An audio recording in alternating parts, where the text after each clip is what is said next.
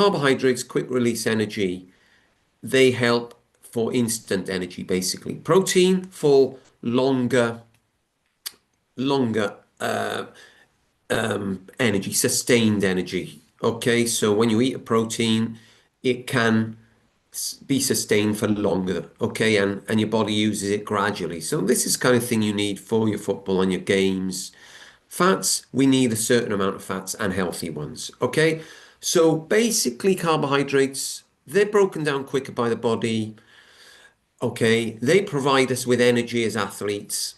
These are very important for the athlete. Foods such as fruits, vegetables, pasta, whole grains, they contain a lot more carbs. You want to avoid refined sugars. Yes, a cake has got carbohydrates, and often it's good. It's good. You feel good as a sports person to eat something, and it might help you perform. But in the long run, it's not a good thing to get used to eating cakes, chocolates, sweets for your carbs and for your energy. So you want to get better with that as you get older. But that's what a carbohydrate is. And carbohydrates, right, also have fiber. Okay, so certain carbs are fiber, soluble, insoluble. There's two types of fiber. Basically, what that means, the body breaks down soluble but doesn't the insoluble. So it needs both. Okay, one of them, okay, dissolves in the body, okay, and it's it's easier to digest for your body. Okay, it cleans your system out. Think of fiber, it's cleaning your system out, and it is found in nuts, seeds, beans, lentils, fruits, and veg. Okay, insoluble fiber does not dissolve in your body, passes through unchanged, and this is the stuff that cleans your system, so it's good for you as well. Brown rice, wholemeal bread, things like that, seeds, pulses, all right, veg skin, and so. Okay, so protein is very important. The body needs protein to build lean muscle. That's all you need to know. What does it need? It needs usually, okay, the best sources of protein are seafood, chicken, turkey, meats, and dairy products. Okay, these foods are ideal because they've got all the amino acids. When you talk about incomplete protein, there's two types. There's incomplete and there's complete. Complete are what we just mentioned, the meats. Incomplete are if you're a vegan or if you're a vegetarian, you've got to make sure you're getting all those essential amino acids. So you have to have a combination of these foods. So it could vary in grain, seeds, nuts, beans, legumes. So you need to be sensible when you are following diets, fasting, especially around game day. Okay, because if you don't get all those amino acids, you will not build lean muscle efficiently, and you'll be tired, run down. Okay, you won't recover as quick as you would. So be sensible with that. It's a big subject, vegan, especially vegan these days. If you are a vegan or if your religion, is one that you cannot eat certain things, just do some research. Okay, happy to speak to you about things like that. Fats, yeah. So your body needs a certain amount of fats. Okay, this is again stored energy, good for the athlete. So it's the energy that it can draw from when you've run out of the other energy. Okay, think of it like that. So when we're talking about healthy fats, we're talking about olive oil, macadamia nuts are mentioned, avocados, and there are others, but not so many. Less healthy monounsaturated fats and other oils like canola oil, peanuts, cashews. Okay. Healthy fats, okay, contain omega-3 and 6 oils, which are important for healthy cell membrane. Okay, basically it's healthy. Good fats are healthy for the brain, the heart, okay, and all round athlete performance. Okay. And so you want to look for foods such as sunflower seeds, oily fish, salmon, herring, trout, tuna, mackerel, that kind of thing. All right. Omega-3 oils are found in flax seeds, nuts, walnuts, chia seeds, and oily fish. Unhealthy fats, okay, such as butter, lard, red meat, not too much red meat. Yes, people eat red meat, but we're going to talk a bit later maybe about that. You don't want to eat too much red meat, okay? So limit that, not good for your heart. So we've got, again, bad for you, chicken skin and some dairy foods high in those fats. Unhealthy fats, trans fats must be mentioned.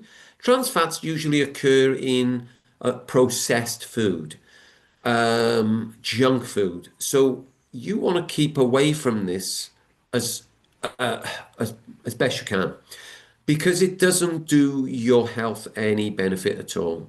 So trans fats not very good for the, especially for the athlete, not good for anybody.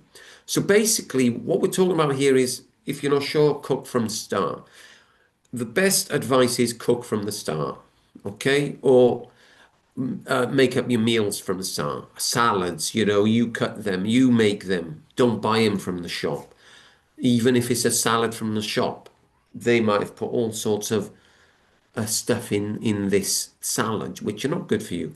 So always cook from the start is my advice. And then we're going to micronutrients, which are the vitamins and minerals. We've all heard of those. Oh, you must be getting your vitamin B12. Or you're lacking energy. You might lack in iron.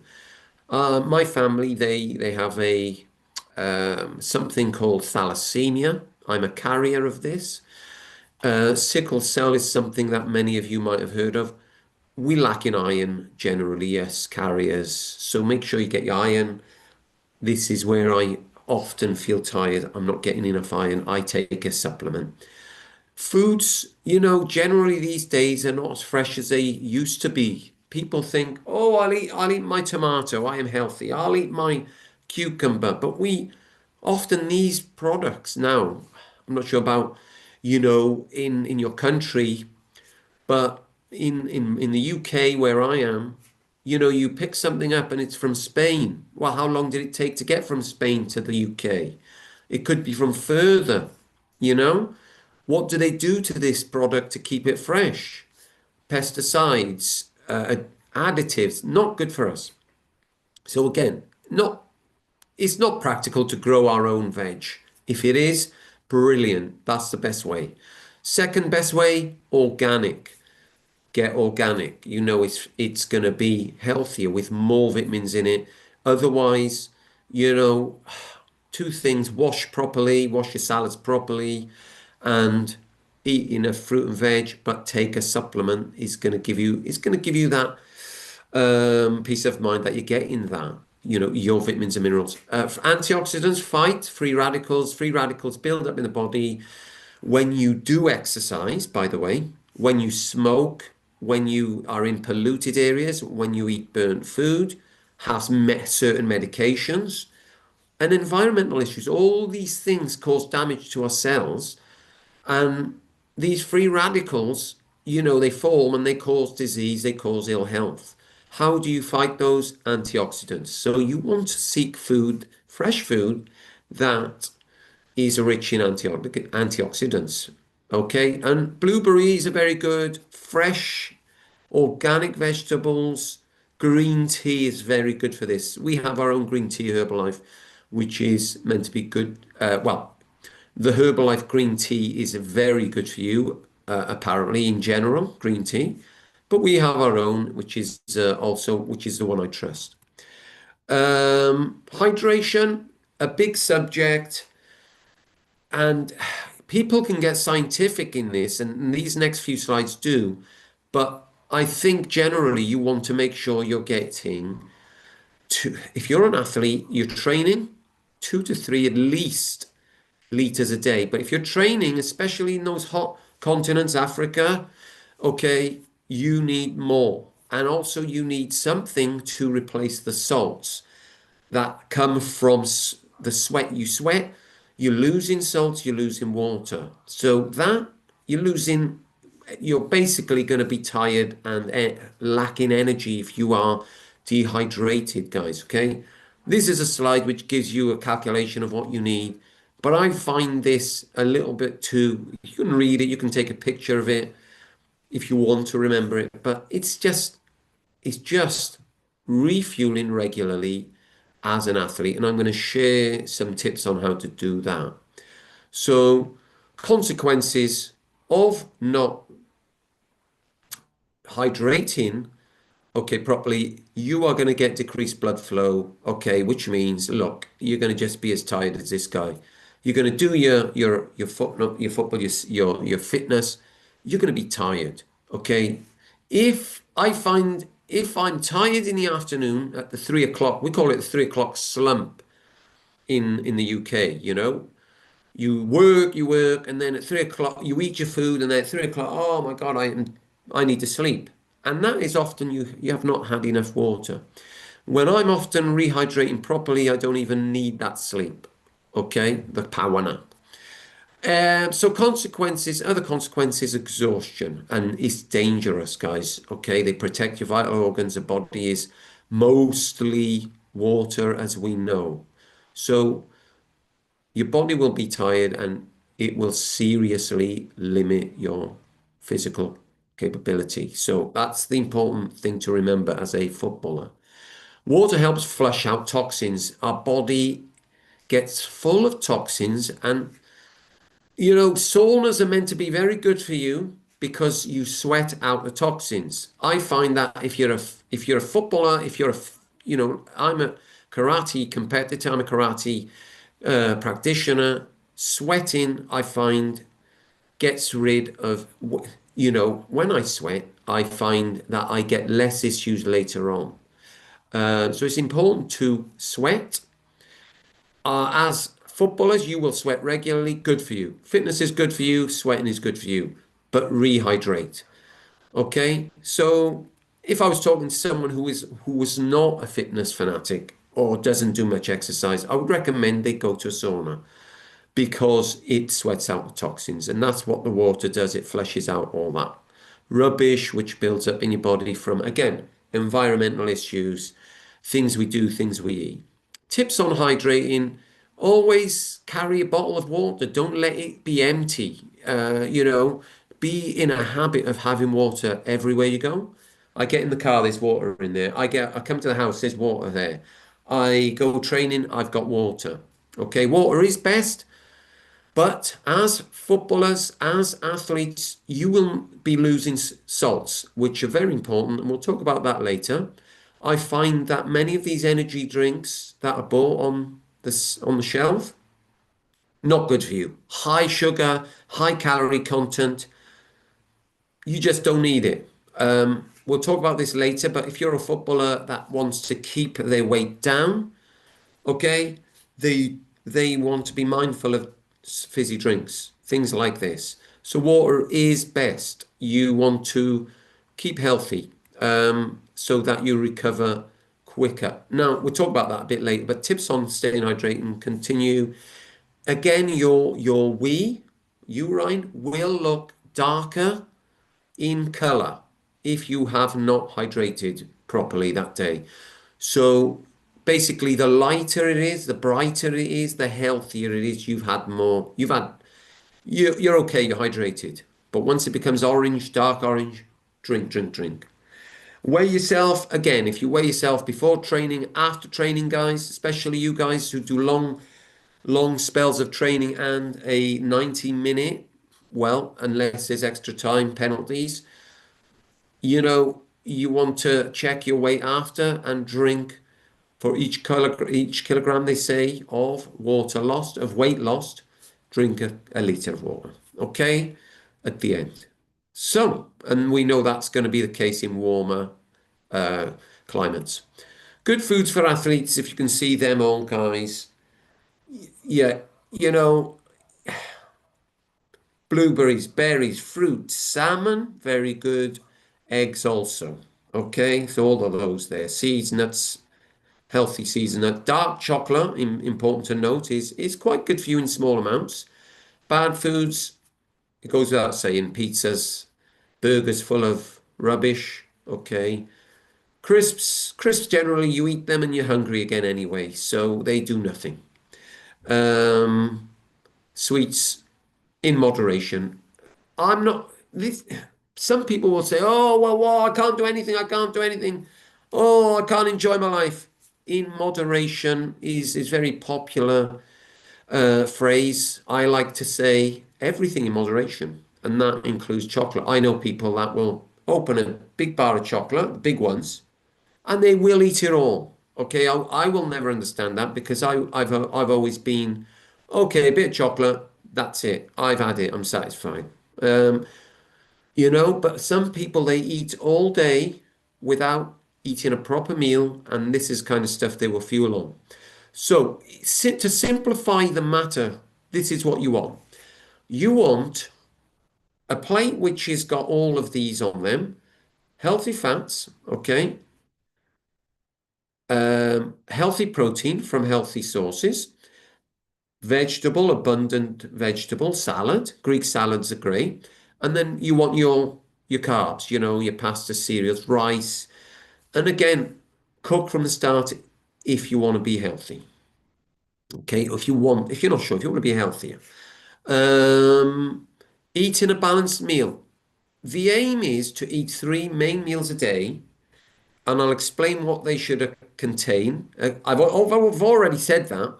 You want carbs, protein, healthy fats, especially, and nutrients. Now, often those come from the fruit and veg, you hope. But as I said, if you're not sure about the freshness of your food, such as the salad you're buying, definitely maybe look into supplementing. You know, uh, Check what you lack, possibly through the doctor, blood test. Okay? I'm sorry, there's someone I'm waiting. Shall I admit them? Sorry, I didn't see that. So I've just admitted No, some. don't worry, leave that to me. I've been letting them in. Oh, all right. Yeah. There is nobody Okay. reflecting on mine, but just leave that to me. Thank you. Well done, sir. All right. Thanks, Israel. Sorry. So, guys, eating a balanced meal, three main meals a day, balanced, which contain what we just said, two healthy snacks, and these could be basically nuts, peanuts, a banana, and fruit, fresh fruit, and healthy protein bars, healthy food. Drink plenty of water, 2 to 3 liters of water a day. Athletes should probably drink 3 to 4 liters a day. Now, what is breakfast is something that many people do not get, and I'm just going to explain this a little bit here because I find people neglect breakfast because they don't feel like it. Their body gets used to it. But if you imagine, if you know you've gone to bed at, let's say, 10, 11 o'clock, okay, p.m.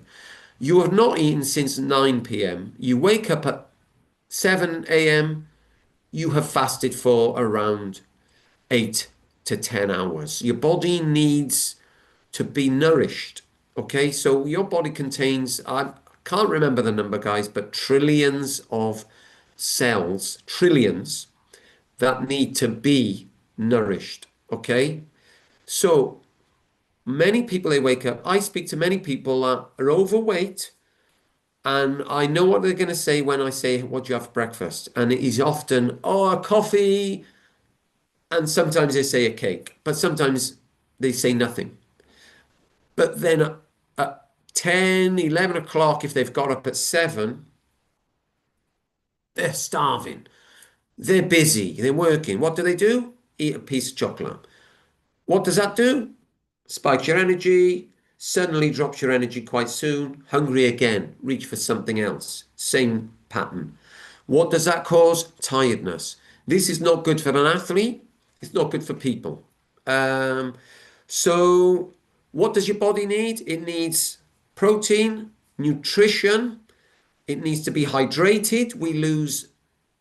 They say we lose more than 1 liter or more during the night sleeping. And that would be from going to toilet, breathing, sweating. Again, hot vitamins, be mindful of that. So you will wake up dehydrated. You need to refuel and rehydrate. What is an ideal breakfast? Just what I said. Essential nutrients. What will you eat that contains that? Think about it. A balanced meal. Who's going to eat a balanced meal in the morning? Not many people. This is where a nutrition shake helps. Or I generally have, as I said, I had toast for breakfast. What did I gain from that? Okay, I gained carbohydrates from the jam and the bread, but where was the nutrition? None. I had a cup of tea. Back then it was English tea, now it's green tea. So I got not much, I didn't even drink water. Okay, so no wonder I was tired, lacking energy all every day. Wasn't, it was a pattern, guys. It was a new routine. So you want essential nutrients, you want water, you want balanced energy, sustained energy from protein, normal blood sugars levels as well, not shooting up and down, so not high sugar breakfast. So not a coffee and a muffin. And yeah, protein. So all these will give you, it's an ideal breakfast, And what can you get from that? Where can you get that? Well, nutrition shake, or you just have to eat a balanced breakfast, okay? Effects of, and these are the short-term effects, guys, which I got all of these before. I was all over the place as when when I was in college, university. I remember it. Always tired, always knackered, always ill. So lack energy, headaches, sugar levels unbalanced, lose muscle mass. That means you're going to train hard, no protein recovery, no muscle repair, no lean muscle tiredness, lower immune system. Long-term effects, serious problems if you carry on like that. Weight gain, high blood pressure, digestive problems, diabetes, cardiovascular disease, heart disease. If you, yeah, nutritional shake is often the best way. And you can also add fresh fruit, healthy fruit, blueberries, as we mentioned, even flax seeds, or even porridge oats. If that's not what you want, okay, two boiled eggs on whole grain bread, a piece of fruit. Yes, it's good. But my advice if you do that is get a supplementation as well. A good quality vitamin tablet. The other thing you can do, yogurt, blueberries, two-egg omelette, all that. Nutritional protein shake, oily fish and new potatoes. I went to Japan in 2024, and boy, did they have so good. They were so good at their breakfast. I stayed in a hotel and you just didn't know what to eat the next day. They had everything. I mean, from eggs to omelets to fish to rice to noodles, but it was very healthy food as well. So, we should take a leaf out their book. But let's move on to match guidelines. Okay, this is so what I have just said, guys, what I have just gone through is that's what you should do. But now I'm going to point just a couple of examples on how to do that, how to be better with your match, your pre-match preparation. Pre-match meal. So what should you eat?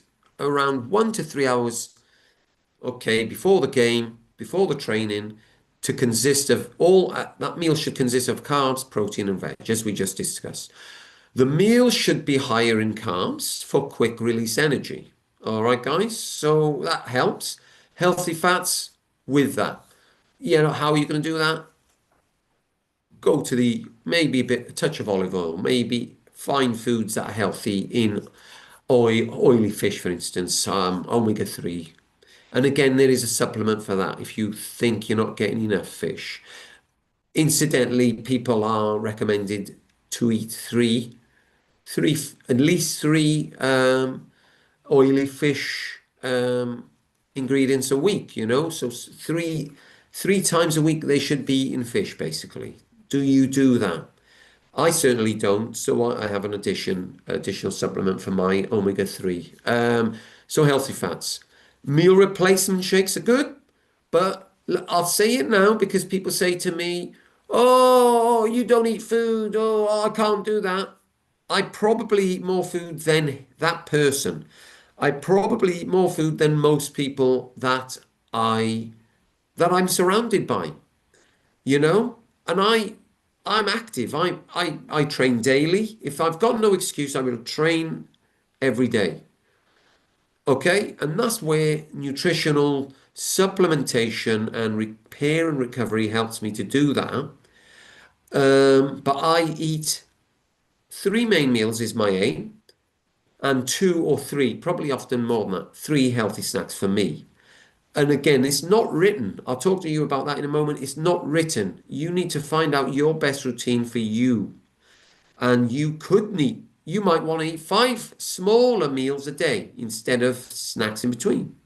So you must do what is good for you. And again, I'll touch on that now. Yes, depending on how much you sweat, added salt, okay. Adding salt to your food is not such a bad thing. Your body might need it. If you crave salt, do put salt in your food for that replacement. Okay, especially if you're not having these healthy hypertonic drinks I'm going to mention in a moment. And yes, in moderation, but you're an athlete and you sweat a lot, you need to replace salts as well. And that's general salt as well.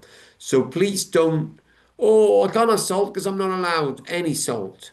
Because mother told me it's bad for me. Yes, I was told that, but not generally, not everyone. And definitely don't overdo it. No, don't overdo it. But do you crave salt? Perhaps it's good for your preparation. Okay. So again, that's the word I said earlier, the phrase I said earlier, all in moderation. So tips for pre-match fueling: eat an ideal breakfast, consume a healthy balanced meal 1 to 3 hours before a match. Eat healthy snacks such as fruit, nuts, protein bars required before training or matches if you're not got other things. Nutritional meal replacement shakes also good for these things. These for athletes, okay? They're less heavy on the stomach. They're less of a hindrance. Drink plenty of water throughout the day. I say that to people. It's no good drinking a whole bottle of water before a match. That will affect you as well. It's not good for you, and it's not going to help your performance. And definitely limit and avoid caffeine before any matches because caffeine can have all sorts of adverse effects. And again, your body will know what kind of effect. You might think some people they have a coffee and they get the jitters.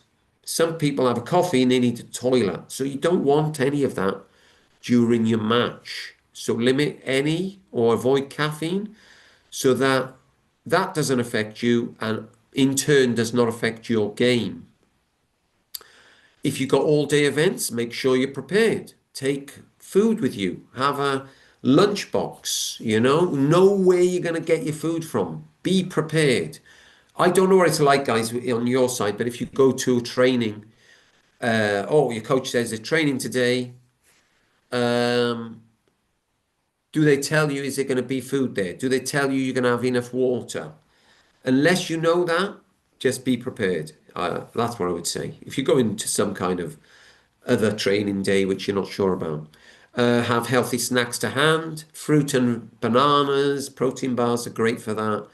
An ideal breakfast. Make sure you eat an ideal breakfast on the day. Okay. Everyone is different. This is very important. I speak to people who say, I cannot eat breakfast before my football match day. Oh, I'll have this and that. Just find out what works for you, but remember it's performance as well you need. I watch football. I like football myself. I watch the Premiership. I support Spurs. I wonder where they get the energy from,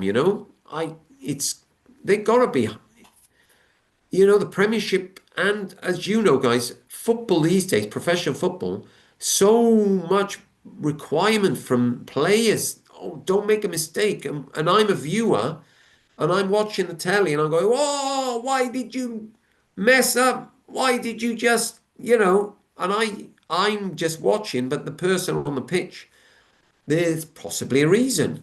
They're not functioning on all cylinders. They're not eating properly. They're not 100%.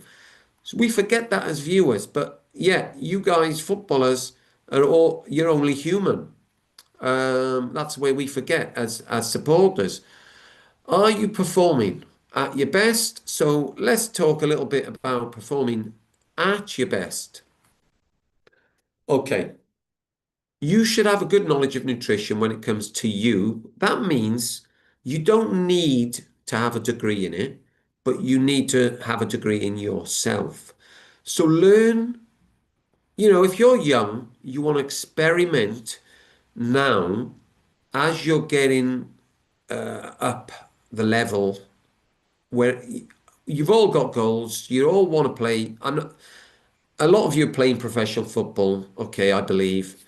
Some of you might not be. But the point is, you want to have a routine in terms of yourself. So I know what helps me and what does not help me. So as I said earlier, I make sure I keep away from caffeine on match days. I've heard this is also what people do.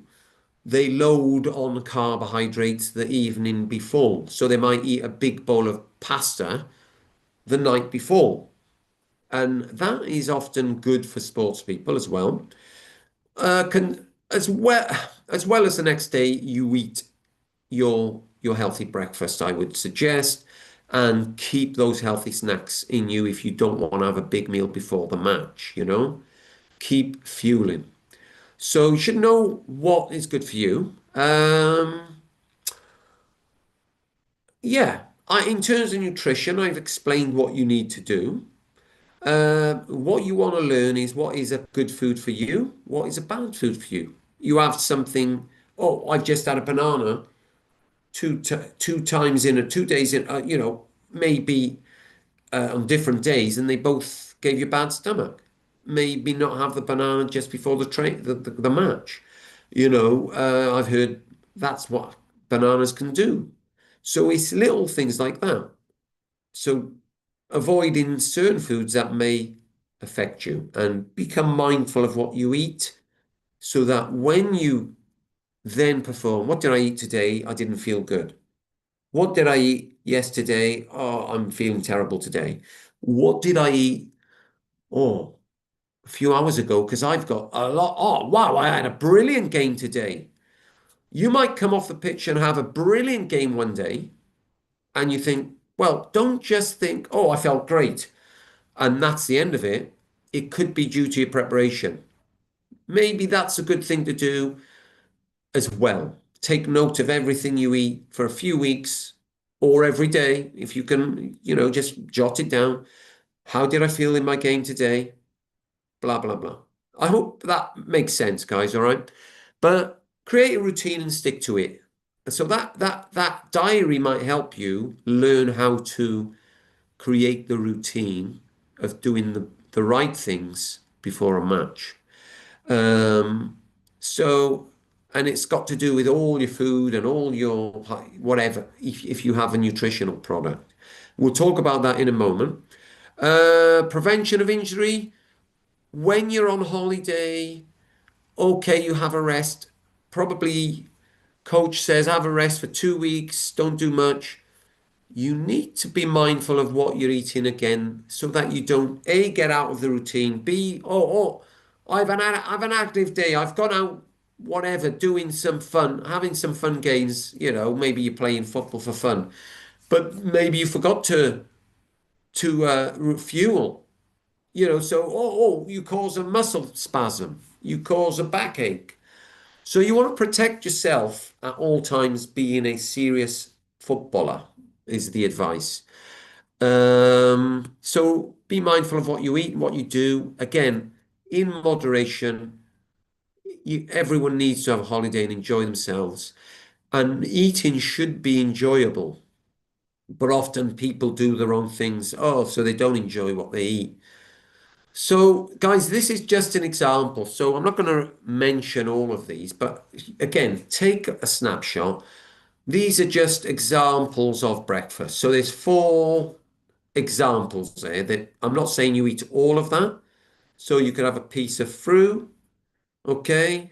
You decide what you want to eat and how much you want to eat.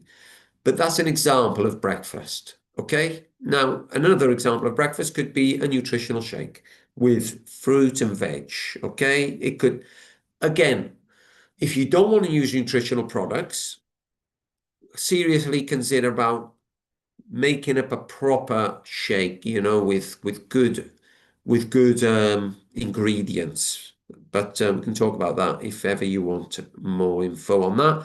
Lunch, large chicken breast, veg, broccoli, whole grain rice, piece of fruit. Okay, game day. Snack at 2 o'clock. Get ready for your game. 30 minutes before game, a hypertonic drink may help. It definitely, CR7 definitely helps me. I I've whenever I take CR7, it's not just the hydration, it also contains B12. And I find that if I train hard and sweat, compete, A, I feel better, and B, I feel like I can train again.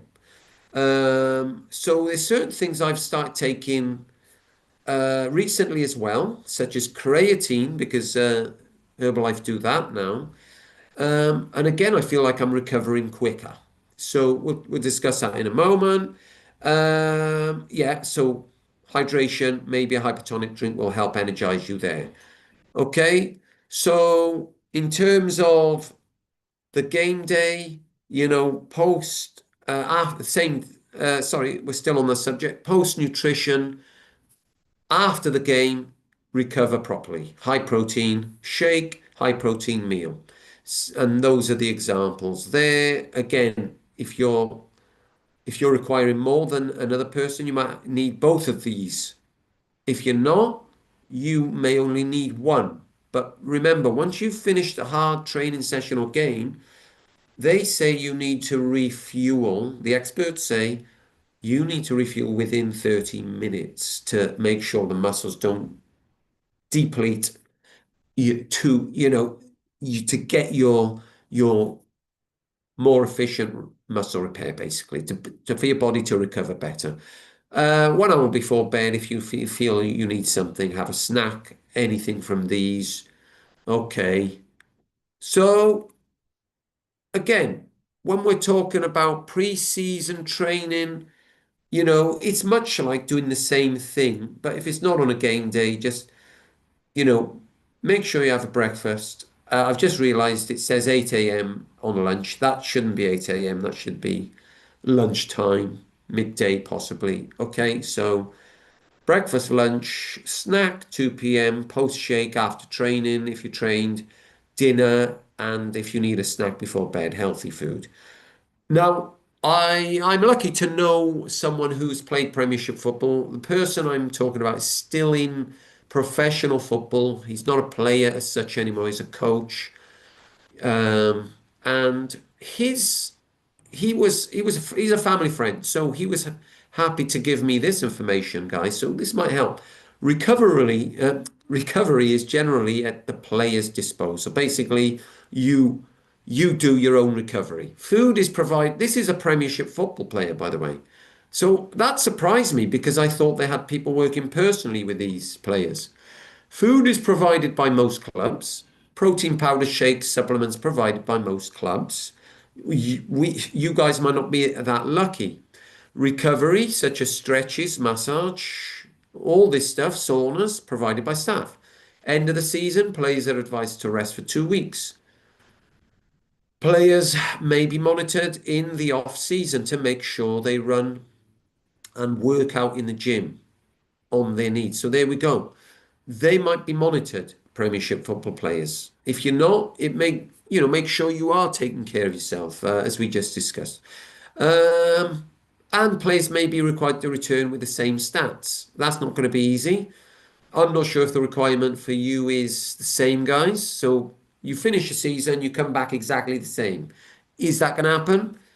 If you don't follow a plan, probably not. You'll either lose too much weight or you'll put on too much weight. But staying pretty much the same is difficult for any person, I would say. So guys, let me just touch on products. Now, Eldred got in touch with me because he saw me online. I've got an online presence, and so he saw me talking about nutrition. Now, the reason, look, everyone is free to choose their products of any nutrition make any time. Okay, Herbalife, I just would like to stress the reason I use them are because they're trusted. Now, if you see, well, you all know Ronaldo, he uses the product. He's not just sponsored by the company. The CR7 drink, which I'll talk about, he had his hand in that.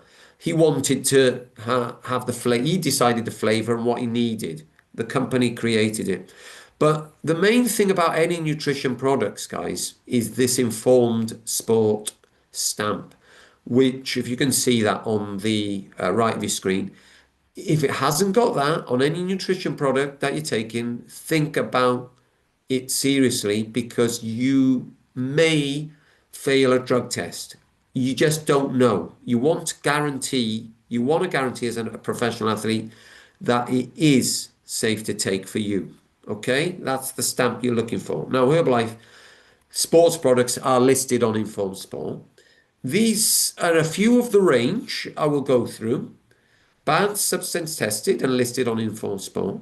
So, guys, if you can see this one, I've currently got the banner there, but it's the CR7. This one reduces fatigue, okay, during long matches and gives you a burst of energy. There's no caffeine in it. It's in powder form, and that's the beauty of it. You don't need to pick up a drink which is blue in color, full of sugars, and just give yourself what you need, but also give yourself what you don't need. That's what I like about this.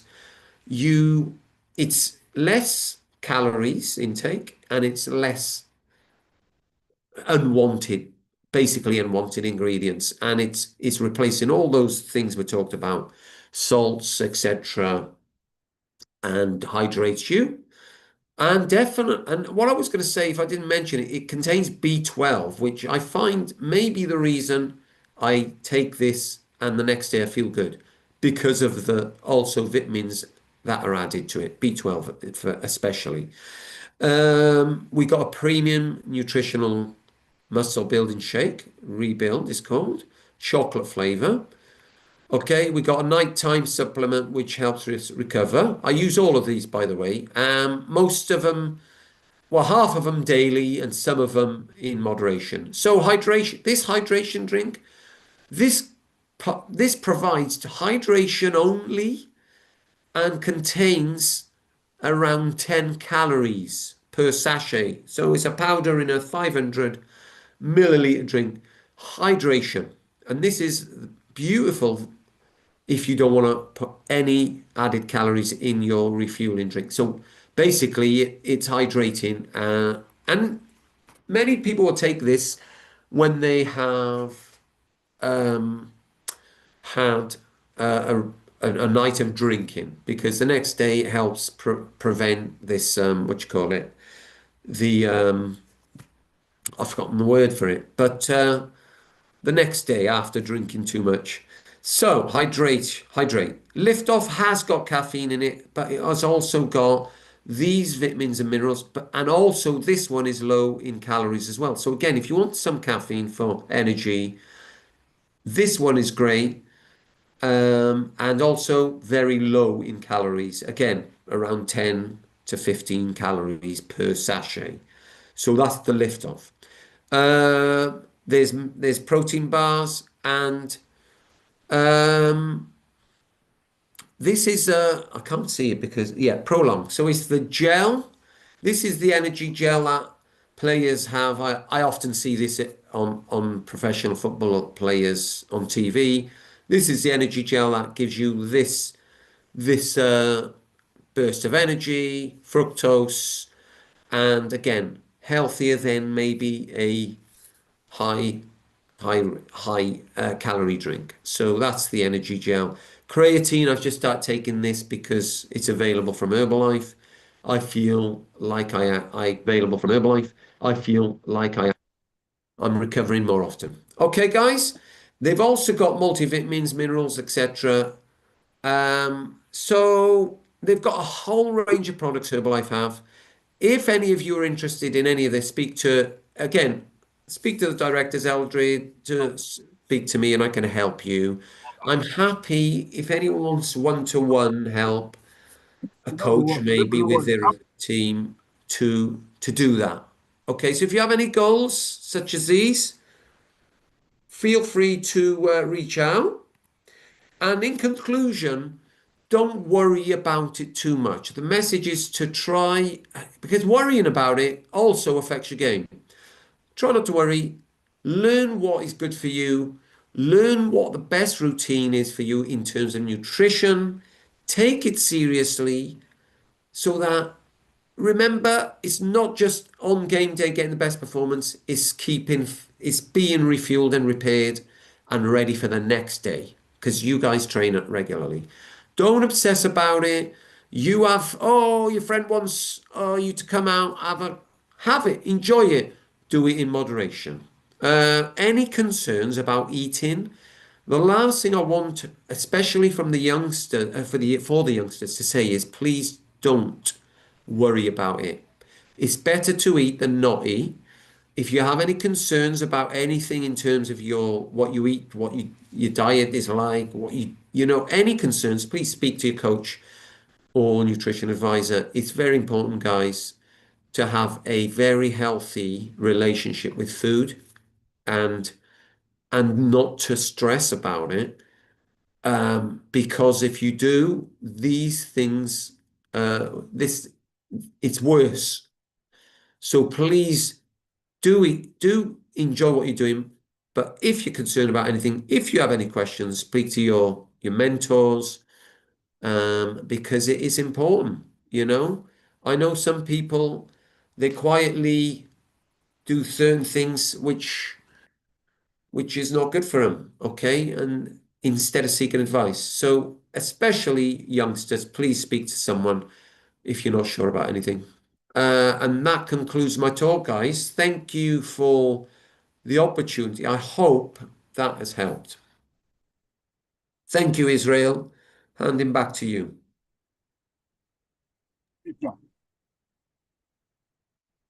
Yeah. Thank you very much, Andreas. In fact, it is so poetic that you ended your session by drinking water. What, water is one of the most important things for one of the most important nutrition tips that nutrition experts have given over the years. Thank you very much for that session. Thank you. Thank you. Yeah. And, yeah, all the best, and good luck to you with everything for the rest of your days. And yeah, the president, Mr. Eldred, wants to speak to you. okay. But before then, I would like to say that it is obvious that you really are a nutrition expert. You look 40. I was shocked to find out that you are that you've had 40 years of experience in the nutrition industry. Yeah. After the president's comments, questions can begin to come in. So if you have questions, just indicate by raising up your hands. Thank you. Okay. Yeah. And Andre is my brother. How are you, sir? Hello. Who is it? Eldred. This Eldred. How are you? He's been really busy. I'm dealing with some live sessions. Oh, we have to split times and personnel. Thank you so much. Every time you come on, and just a quick one here. While you were going on, a couple of people around me were saying, if you visited Africa, and they were trying to be more expansive, if not comical, about how nutrition value could be so scarce and probably too expensive in Africa. Yeah. And I told them the reverse is opposite. It's not the quantity, it's the quality. And this is for all of us in this room and to spread this gospel. It's so good to eat right. Like you heard the Learned Counsel saying, he ended up being poetic by drinking water. Water is a real big source of living well, a well-being product. And when you live well, a lot of things fall into place. The amount of money you spend visiting medical practitioners, seeing your physician, are quite neglectable. And you live healthy, you live right, and you have a bounce in your life, a smile on your face. So, Andres, once again, I want to thank you so much for all you do.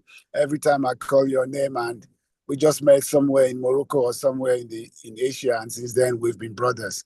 I promise you, we're gonna do a lot of stuff. We really have to improve humanity, and for all of us that took our time to join this, I want to thank you all, and God bless us, and God improve Africa. Again, thank you, Eldred. Thanks a lot. Very nice of you to say. It's a pleasure. Yeah, thank you again, Mr. Andreas. If Thank you have you. any questions for Mr. Andreas, please, now is the time. 2 minutes for questions, because Mr. Adeyanju, I believe, is already here waiting for his session. Can I take the floor? Yeah. Okay, yes, sir. Mr. Paul, sir, Papa Paul. Yeah. Thanks to Mr. Andreas. That was good enough. Some of us have found ourselves in some very, very difficult situations with players in terms of nutrition. Yeah. Take, for instance, I don't know if Mr. Andreas have been in real African contests, or he's just practically in Europe. Now, let me give an example. We have a lot of clubs in Nigeria that can't even pay allowances, can't even pay salaries. Players don't eat before they go to the field, and even some of the teams cannot even provide water. Water break, no water for players to drink. Now, when we are talking about this aspect of nutrition, players want to build a career, and they must build it in any crude way to take them to their dreamland. And that's the situation we find ourselves in Africa. You know what is, Mr. Andreas, do you know what is fufu? No, sorry, I don't know. Pure starch.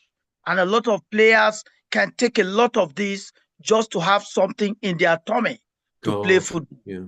And without any stuff from the protein side, or from the vegetables, or from the fruits, and so on. So in that situation, what do? We have the same problem with our facilities, just as we have with our nutritional value. Thank you. Oh, I'm sorry to hear it, Paul, O'Day. Is that O'Day? No,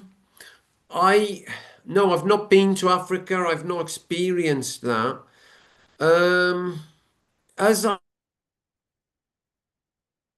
There is a lot of information in that presentation, but it's best to eat something than not eat something. It's difficult, isn't it? So you're finding yourselves in Nigeria. You cannot get hold of anything. I can't relate. It's never happened to me, so I'm shocked, to hear that and saddened. So for me to say, all I could say is, what is the solution? I'll speak to Eldred if there's any kind of help, but what can we do? You're a coach on Nigeria, O'Day? Yeah, I'm a retired coach. I'm a veteran coach. I would like to comment. I'm not able to raise hand, but could I comment, please? Excuse me, please. Before we go further, I have to crave the indulgence of Mr. Adeyanju, because this session is already biting into his time. Mr. Adeyanju, I am very sorry, and we are very, very sorry that this is happening. After Mr. Andreas, we would crave your indulgence to answer very, very promptly. And after that, Madam Petra would pass her comment as quickly as she can, so that Mr. Adeyanju can start the next session, please. Yeah. Thank you. No problem. Thank you very much. Yeah. So O'Day, quickly to say, this is it's an impossible situation. I don't think it's something that we can just fix straight away. Someone said, I don't know what fufu is. It's an energy food. It's instant energy. It's to do what you can at that point. But speaking to the other coaches, we'll maybe look into, is there anything we can do? I'm not sure, but if we can help, I'll help. So that's all I would like to say. and hopefully things get better. Okay. Thank you. You are. Thank you very much, Mr. Andreas. Madam Petra, please, your question. Have your comment, please. Thank you so much for the presentation. I have been living and working in different African countries, and we have a program specialized especially for West Africans and East African, and based on the foods that are available in those regions, because the question that was said before is very important, because there is nothing like, it's very luxury if somebody can eat salmon or halloumi or something like in African continent, but still based on the food that you have there, we have created a nutritionist with the doctor and nurse. We have made a nutrition. So I would like, if any other day, I would like to share this with you, and we can have a workshop about this if somebody's interested. I'm happy. Yeah, I'm happy to do that if we speak about that. Yeah, we can talk. All right then. Thank you very much, Ms. Petra, for that initiative. And we will continue the discussions right after, because we have to get into Mr. Adeyanju's presentation. Thank you very much, Mr. Andreas. Thank you very much, Ms. Petra. If you want to continue the discussion with them personally, I'm sure that their LinkedIn pages, you can find their LinkedIn pages with their name. The names are everywhere across all our social media pages. Andreas. Yeah. So yeah. So thank you very much, Mr. Andreas. Thank you. Yeah. Thank you. Yeah. So you are welcome. Have a great day. I am also ACC has a partnership with Everlife.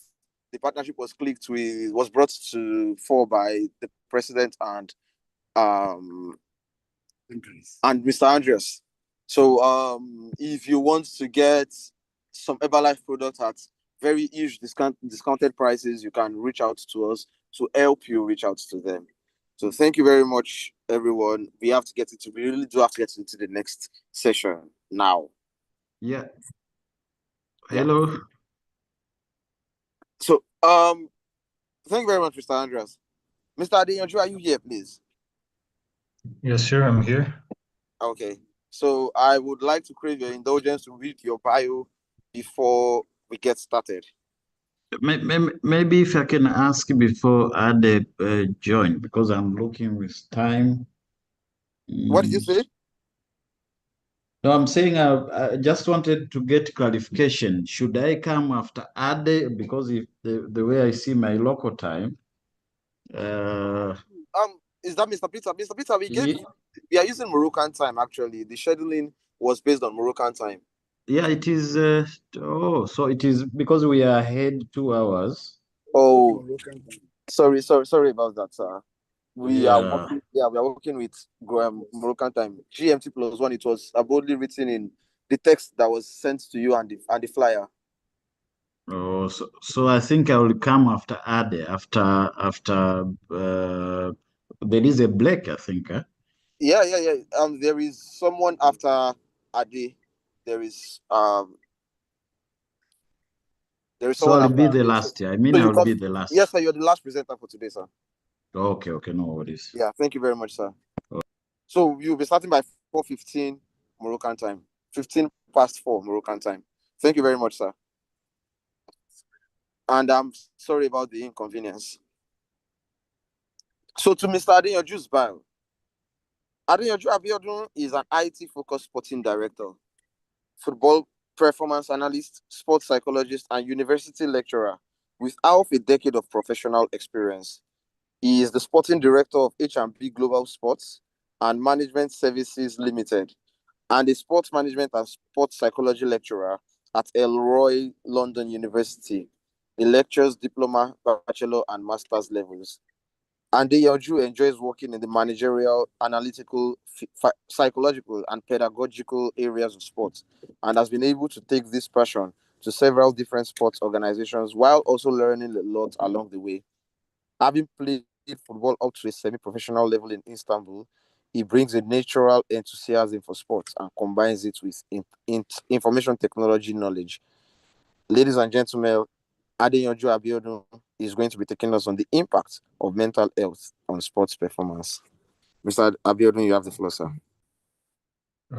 Thank you so much, sir, for that lovely introduction, because you did such a good job with it. I don't think there is much else I can say other than to appreciate all the speakers today and to also appreciate African Coaches Connect and Coach Eldred Sonju Abe for the opportunity and platform.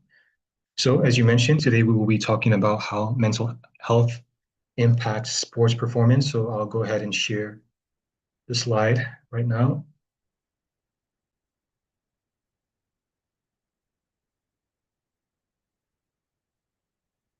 All right, is my screen visible to everybody?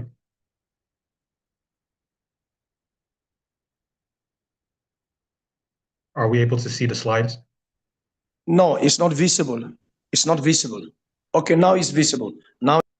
Okay, thank you very much.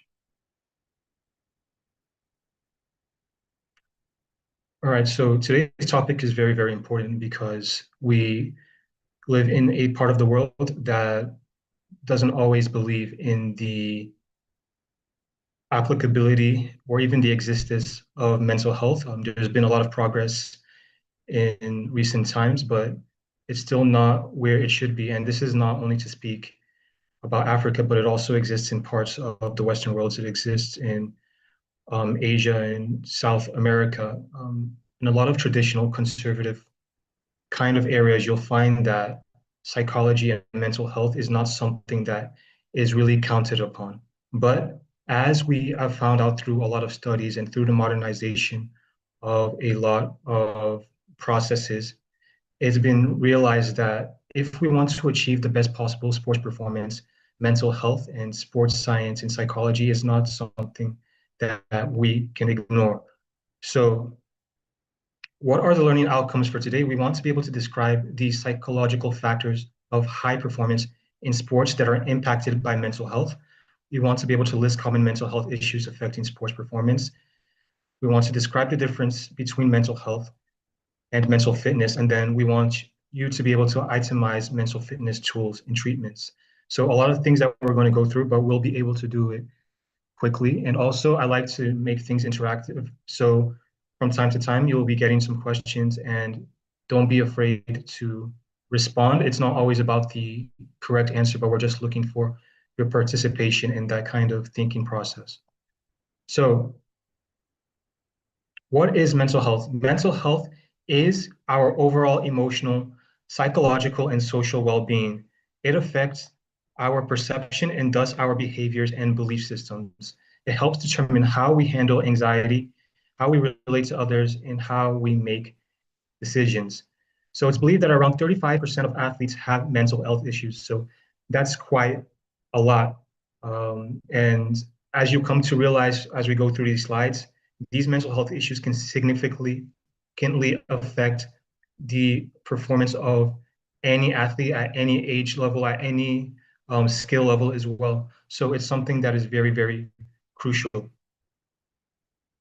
So the first question for today is, in your opinion, how does mental health affect sports performance based on any idea that you may already have?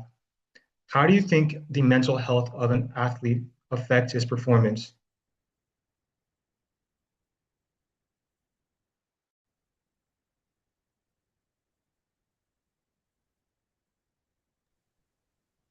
If a player does not feel okay, he can't perform optimally. That's what I feel. Okay, thank you for that, Coach Aliyu. So just when they don't feel okay in general, they can't perform adequately enough. Yes, that's very correct. The player will not relate very socially with his playmates. Okay, socially, they won't be able to relate well. Okay, that's true, because they won't have the desire to relate very well. So those are two true answers. But let's look a bit closer at how they will actually be affected in a way that will contribute to their performance. So what we're going to see here are psychological factors of high performance in sports. So these are the specific areas in which a player's mental health will negatively affect their sports performance. Anytime you work with a sports psychologist, as a player, as a coach, these are the areas that they're going to try to improve if they want to maximize your performance. So you have motivation, your self-confidence, your attention, decision-making, and emotional regulation. So motivation is essentially the fuel for your mind, the same way that food might be your physical fuel. Motivation is a kind of psychological fuel. If you don't have motivation, you're not going to have the drive to even get out of bed, let alone want to play football, right? So self-confidence, this involves your self-efficacy, how much you believe in yourself, how much you trust your ability to get a task done. It involves things like your self-concept as well, your self-esteem, your value in your own self. Again, if this is low, you're not going to take on specific tasks on the field. You might not dribble when you feel like you can get past the opponent because you don't have the confidence. You might not shoot even if you have a good opportunity to shoot because you don't have the confidence. Then we have attention. Before this was concentration, but I've opted for attention instead because concentration is only one type of attention. So we have various kinds of attention like divided attention, focused attention, selective attention, sustained attention, which is basically concentration. And as a football player or as an athlete, you have to have all of these kinds of attention. And again, it's affected by your mental health. The lower your mental health is, the worse your attention will be, which means the worse your performance will be. Next, we have decision-making, your cognitive ability to pick out the right choice at the right time based on your implicit and explicit memory, right? So you want to be able to draw from memories that you are deliberately trying to pick out information from. So things you learned from training, things you watched on TV, experiences that you had yourself. But at the same time, you want to rely on these things that come naturally to you, the muscle memory that you have. And finally, emotional regulation. We spoke about Osimhen earlier today, and we all saw what happened. So this, for him, was a situation of poor emotional regulation. And again, while it can be helpful in some areas, if it is not under control, it can lead to poor performance. So we'll see how that can come into play as we move on. So the other important things to understand about these psychological factors are that they impact physical factors. Okay, so if there's one thing that you should take away from this lesson today is that you should place emphasis on psychological factors the same way you place emphasis on physical factors. We're used to focusing on physical factors such as strength, power, speed, stamina, flexibility, agility, etc. But these physical factors are directly affected by your psychological factors, such as the ones that we just spoke about. There is a cyclical relationship between the two, and you cannot have one without the other. So don't ever just focus on one, focus on both if you want optimum performance. So knowing that we have these psychological factors that make an athlete perform in a perfect way, if their motivation is high, if their self-confidence is high, attention, decision-making, and emotional regulation, if we know that once these things are maximized, that you're going to perform very, very well, considering they have already the natural or learned football skills, why isn't it that it's just high all the time, right? Well, there are two main reasons. One, the obstacles that they face through their sports, and two, mental health issues and mental health illnesses. So there are several obstacles that athletes will come across in their given sport. In football players, in football, for instance, there are a lot of obstacles that these players face on a day-to-day basis. So before we talk about them, let's just throw some out there that you might know. What obstacles do you think might contribute to poor mental health that athletes face?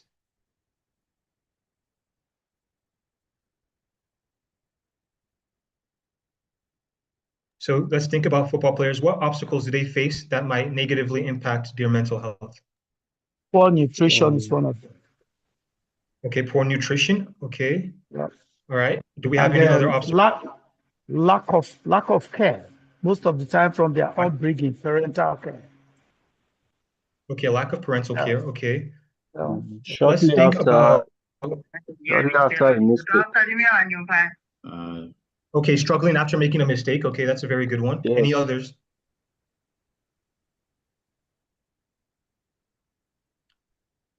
See, this is a very, very interesting one because football players, every day they come across a lot of obstacles.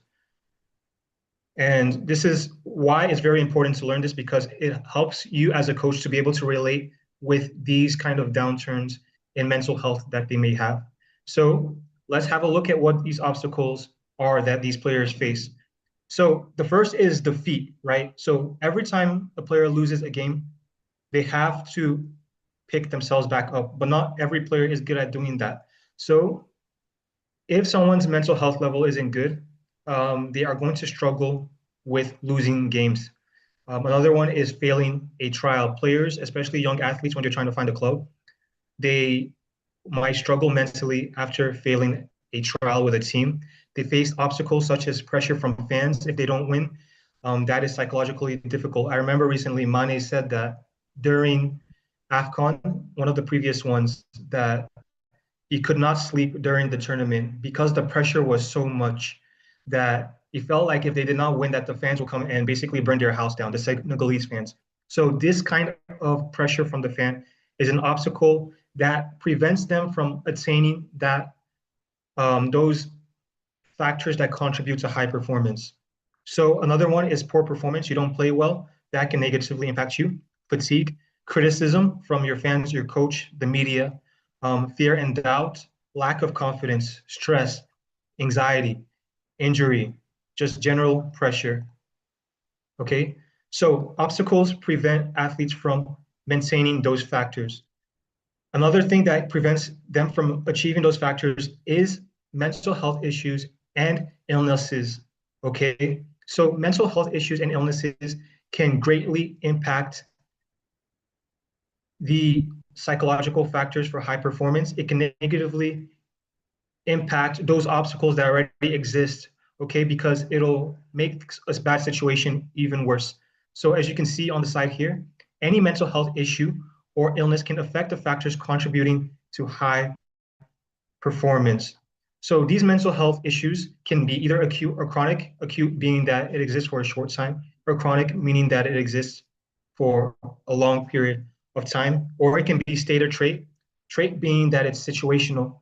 Maybe you're someone that faces anxiety only when it comes to match day, but you're fine during training, or you deal with anxiety only against a certain team, but you're fine against other teams.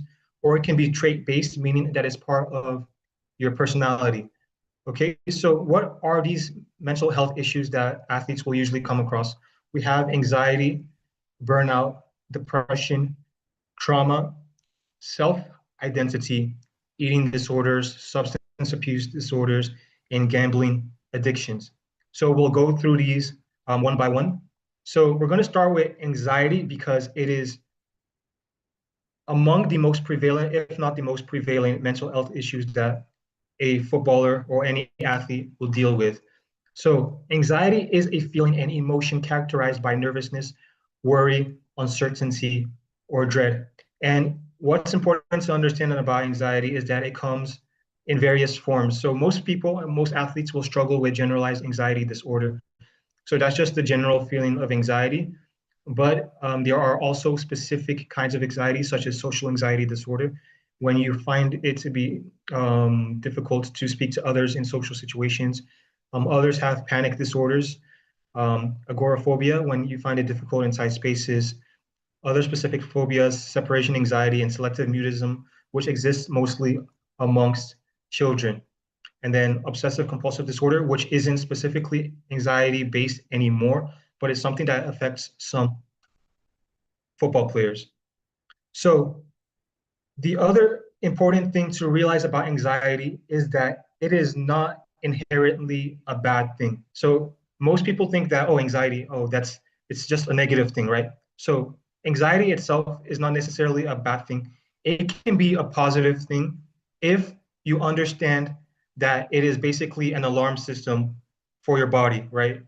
It if you look at it through a positive lens, and if you have a good relationship with anxiety and a good understanding of what anxiety is, then you'll be able to use it to actually prepare better, to react better to situations. And one of the ways to have this understanding is to understand the relationship between stress, worry, anxiety, and arousal. So anxiety itself is categorized into two. Somatic anxiety, I'll pull up the annotator here so you can just easily see what I'm talking about. So we have somatic anxiety and cognitive anxiety. All right. So somatic anxiety is just basically your body's physical response to a perceived threat. Cognitive anxiety is your body's psychological response to a perceived threat. So when we are experiencing somatic anxiety, that is when we say that we are stressed.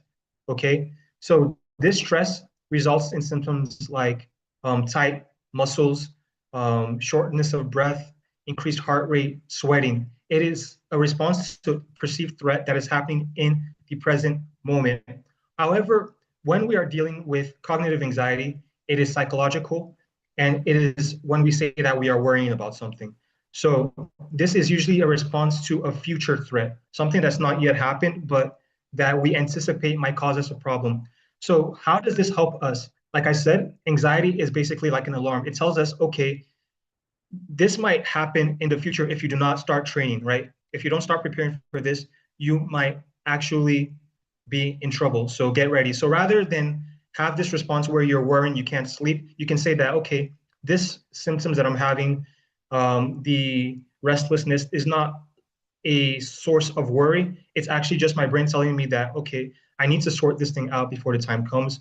Similarly, when I'm feeling stressed in the present situation, maybe a penalty kick, for instance, I'm feeling my heart rate increasing. It's just telling me that, okay, I need to be prepared, but that this is a very important situation, but I can relax, I can take deep breaths, and I can perform the task without feeling any danger. So once you understand this relationship between stress, anxiety, and worry, it translates into what we call arousal. Arousal is very key for athletes because it just means your basic level of alertness. So when we talk about arousal for athletes, we have three theories that we focus on. They are drive theory, inverted U theory, and catastrophe theory. So like I said, arousal is your level of alertness. And when we talk about drive theory, it basically says that before a sporting event, your arousal level is very, very low. But as you approach that particular sporting event, it becomes higher. So it starts low. As you get closer to the match day, it starts to get higher. Okay, so you weren't alert maybe 2 weeks before the event, but when the event gets there, you start to be very, very alert, right? Then we move on to inverted U theory, and this states that once the event actually starts, there is an optimum level of arousal. Okay, as you can see circled at the peak of the graph. So at the beginning of the game, it might be low, then later it might be high. And what it also says is that because there's this optimum level of arousal, if your arousal level is low, you're not going to have optimum performance.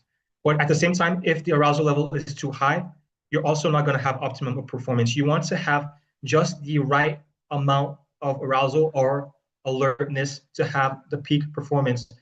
So what does this mean? When you are too alert, you're going to be taking in too much stimulation. You're going to be paying attention to the crowd noise. You are going to be paying attention to maybe the stress that's taking place in your body. You're going to be too engaged with the opponent. Maybe they're trying to provoke you, and then you might get a red card. You might lose focus at the wrong time. At the same time, if your arousal is too low, that means you are going to be understimulated. That means you're not going to be focused on the game, right? You're not going to be focused on a pass that's coming your direction. You're not going to be focused enough to realize when someone is pressing you. So you want to make sure that your arousal level is at the optimum level, which is between low and high. And this optimum level will also be different for every individual player. So finally, we have catastrophe theory, which states that when your arousal level becomes too high, it does not necessarily gradually drop. It can result in a catastrophic level of decline. So that means it drops instantaneously. So examples of when this happens are when you see maybe a team that's leading 3-0 lose that lead, right? They concede the first goal, and all of a sudden you see them panicking, right? So this is the catastrophe theory taking place. So these performance level drops immediately because they are too aroused. They're too worried about, oh, if they come back, or oh, if we lose this game, or the crowd is too behind this other team, will we get out of the stadium in one piece? And they can't concentrate on what they need to concentrate on. So understanding drive theory, inverted U theory, and catastrophe theory allows you to understand that anxiety plays a role in arousal, and then arousal plays a role in an athlete's performance. So before I move on, are we clear on that? Any questions? Because I understand that that could be a bit complicated there. Okay, so if we are clear, let's move on. So you can see David Luiz here getting a red card. So in this kind of situation, when you see players getting red cards, it's often because their arousal and anxiety levels are too high. So this is why we need emotional regulation to be able to control these kinds of situations. So the next thing we're going to talk about, or mental health issue we'll talk about, is burnout. So along with anxiety, this is also a very, very common thing that athletes deal with. So this is total mental, physical, and emotional exhaustion. It is caused by long periods of stress. So over the last couple of years, we've been hearing players talk more and more about how they're playing too many games, about how they are experiencing injuries, about how they are experiencing fatigue, and how they can't recover enough. So while dealing with this is both at the responsibility of the organizers, it's at the responsibility of the players and the responsibility of the coach, I like us to discuss what we as coaches can do to play a more positive part in athletes not experiencing this. So as a coach, how do you feel that you can reduce the effects of burnout? So we're all coaches here. There should be things that we do or we have in mind to be able to prevent this level of exhaustion in our athletes. Sorry? Yes, so as a coach, what do you do that can help prevent burnout amongst your players?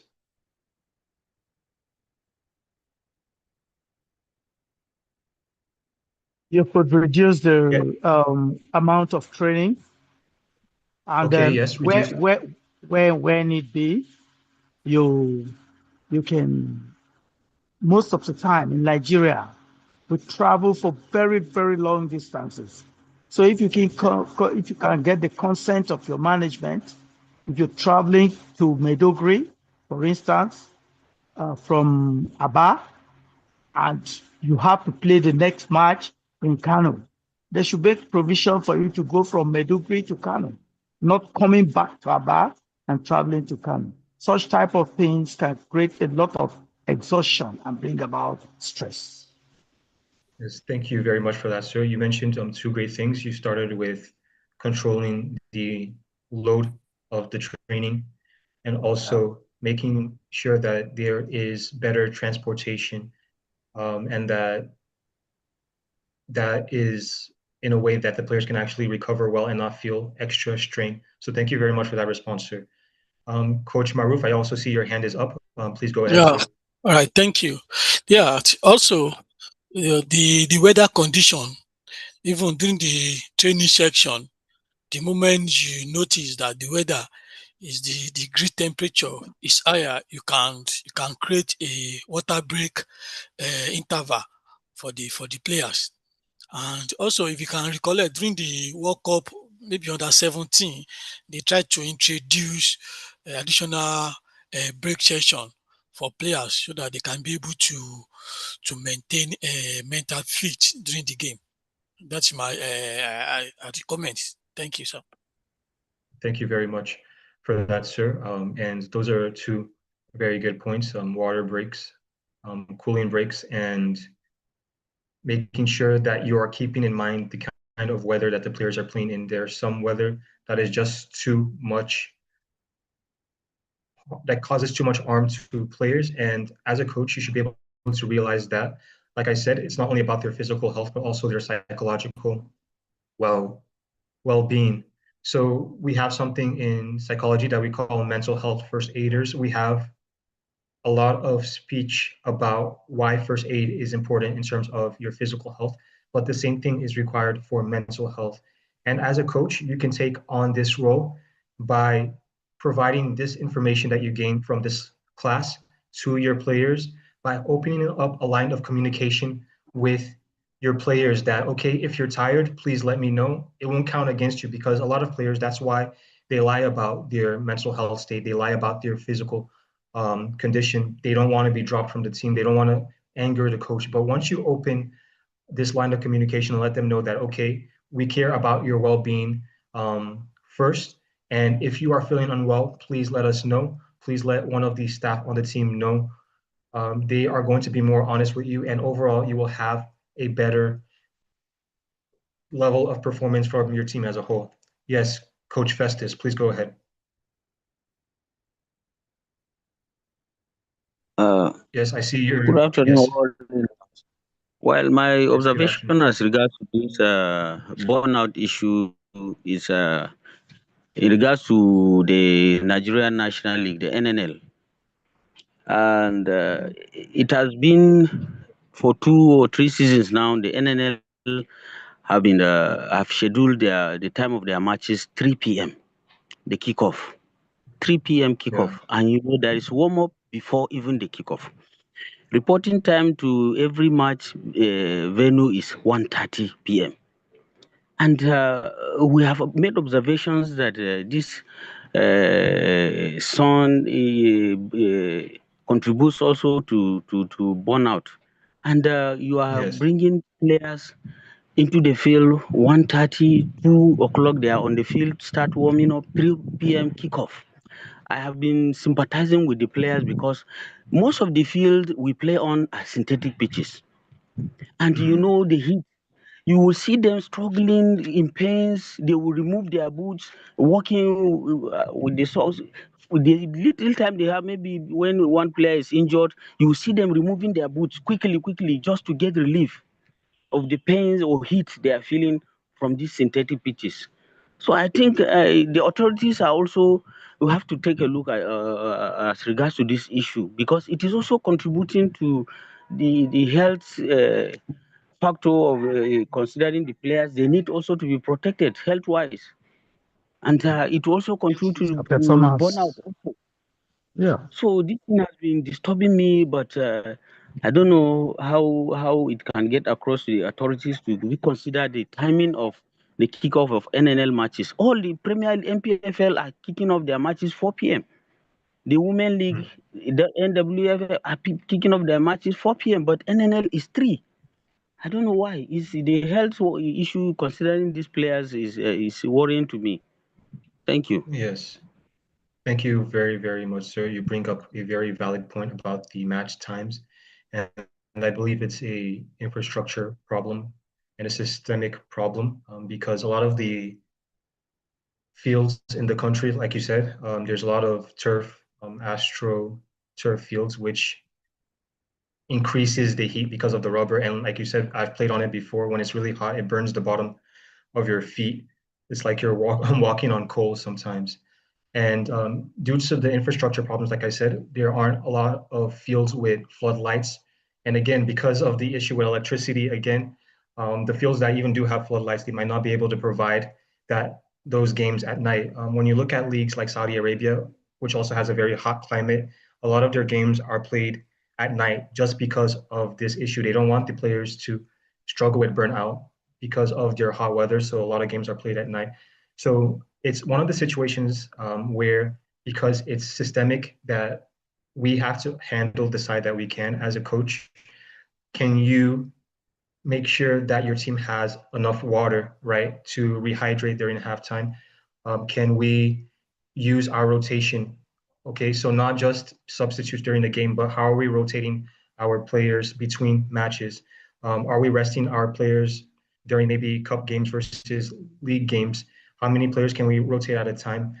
Then we always have to remember that there's a coaches association. So if you can bring this up as a united front to your various sporting entities, that what solution can there be? That this is what the research says. It is negatively impacting not only the health of the players, but the brand of the league, okay, and the reputation of the league. Then we can try to find a way forward. Even if you can't play at night, maybe you can play somewhere in between before it gets too dark. So again, it's something that we have to just try to handle our side and hope that there is improvement gradually over time. Thanks again, sir. So the next thing I have this problem. Yes, sir. I have this problem about control of players' excesses. It's either control of their intake of substances or lack of rest. Most of players in this country, they don't rest. After training, they have their extracurricular activities that take a lot of time. And again, as I've always said, we should be able, as coaches, be able to talk to players, open up channels of communication so that they can reduce this issue of drug taking as well as betting. Those two things are very, very terrible these days. Thank you very much. We're going to talk about substances later on. And for the other thing that you talked about, I believe Ambassador Henry Abiodun and also Mr. Andreas spoke about the importance of nutrition. And Ambassador Henry Abiodun also mentioned a formula, which is that training, nutrition, and recovery equals best performance. So if you're training, but you're neglecting your nutrition and your recovery, it's going to negatively impact performance. Mr. Andreas himself even mentioned that recovery often has to deal with the players primarily, because you can tell them what to do, but if they don't actually go home and rest and sleep, it's going to be a very big problem. So again, this is a issue of education. It's an issue of monitoring, right? So if athletes know that you're tracking them, if you're monitoring their levels and things like that, then it's going to be very, very helpful towards making sure that they have the kind of right mindset. So what tends to happen in these situations where you have players that have a lot of bad habits ingrained within them is they're going to need a lot of conditioning. So you're training them physically with your training on the field, but some habits you might have to try to bring in. We have, as was mentioned before by one of our speakers, I apologize if I forget her name, she spoke yesterday about AI, right? So AI will build you a meal plan based on your environment, right? So you can say, I'm in Nigeria, I don't have these and this finances, what's the best I can do? It will give you something that's relevant for your specific environment. Okay, so as well in terms of recovery, if you are asking, there are apps that you can use that will track players that they can use themselves that are free. There are so many things that you can do. As far as meals go, you as a team can have a team meal together. Maybe it's breakfast, maybe it's lunch that you organize maybe once a month, once every 2 months. So this might not necessarily provide them with the consistent nutrition that they need, but it will at least let them see an example of what that's like. It will put them into the mind frame of what they can, what they should strive for. So there's so many things that you can try to do. So because of time, we'll have to move through the rest really, really quickly. So the next mental health issues that negatively impact athletes is depression. So depression is a mood disorder that causes chronic feelings of sadness and loss of pleasure in interest and activities. So depression is going to negatively impact motivation, which is one of those factors for high performance. Like we said, if you're depressed, it's going to be hard to do very basic things like even brush your teeth, get out of bed, eat, and you are going to find it extremely difficult to even play football. So with depression, you have very common types such as clinical depression or major depression, which is when you're feeling depressed for over 2 weeks. Then you have persistent depressive disorder, which is when you've been depressed for at least 2 years. You have things like disruptive mood dysregulation disorder, seasonal affective disorder, and also premenstrual dysphoric disorder, which will come into place when we're talking about gender as well, because depression can affect different genders differently based on hormones and things like that. So we have trauma as well. Trauma, again, is something that a lot of athletes will experience, and it can be very insidious in the sense that it can happen at any given time. You might think you're fine, and all of a sudden something triggers it, and you are having a bad week or you're having a bad spell of performances. So trauma is an emotional response to an unusually stressful event. So trauma experienced at any age can be triggered later in life at any given time. Trauma can stem from events related to sports or outside of sports. So one of the most common traumatic related disorders is PTSD, or post-traumatic stress disorder. So there's something that happens to a lot of athletes and football players that can often traumatize them. So it can traumatize them themselves, and it can traumatize those around them that see it. So can anybody have a guess at what that is? What is something traumatic that a lot of athletes or many athletes might experience during their career? Football players in particular, what can happen to them that can traumatize them? Loss of loved ones. If you lost your loved ones. Okay, loss of loved ones. Maybe, yeah, that can be very traumatic. And Yes. sometimes too, taking drugs that can turn you over can also give you some level of trauma. Yes. Thank you very much. I like that you brought one that's outside of football, because Sudan was actually talking about how difficult it has been for their players to focus on football due to the war and the civil conflict going on in their country, because every once in a while they have to deal with their players losing a family member. And that's very, very traumatizing and will negatively impact their performance. So one has to commend the fact that they can even go on the field of play and perform, and that they can perform despite these constant trauma that's taking place on or outside of the field for them. But one that happens on the field, Mr. Maruf, please go ahead before I just want to, I don't know if bully or harassment can lead to trauma. It can. This one is especially at a very young age. With teenagers, you'll find that there's a lot of bullying or harassment taking place. But even as an adult, depending on the kind of harassment, it can cause serious levels of trauma. But when we talk about on the field, the most common kind of trauma or causer of trauma is injury, right? Especially a very significant injury like a leg break, or maybe somebody collapsing on the field, or an ACL injury, a long-term injury. These kinds of things can traumatize not only the athlete that experiences it, but the people that actually watched it happen, the teammates, right?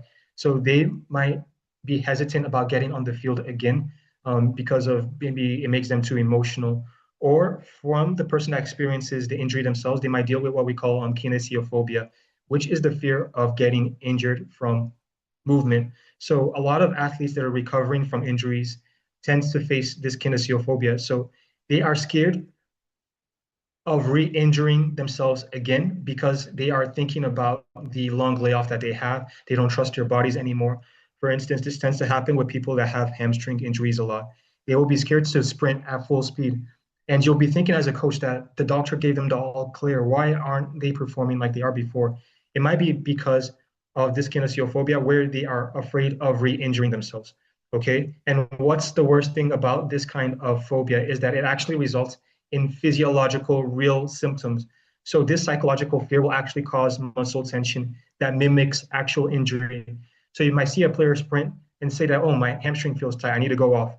And it will feel like an injury to them, but it's just their muscle reacting to that psychological fear and tensing up.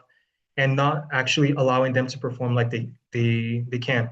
So trauma is a very real thing. So the next one is self-identity, very crucial at the elite level, and especially with young players, because there is a lot of peer pressure.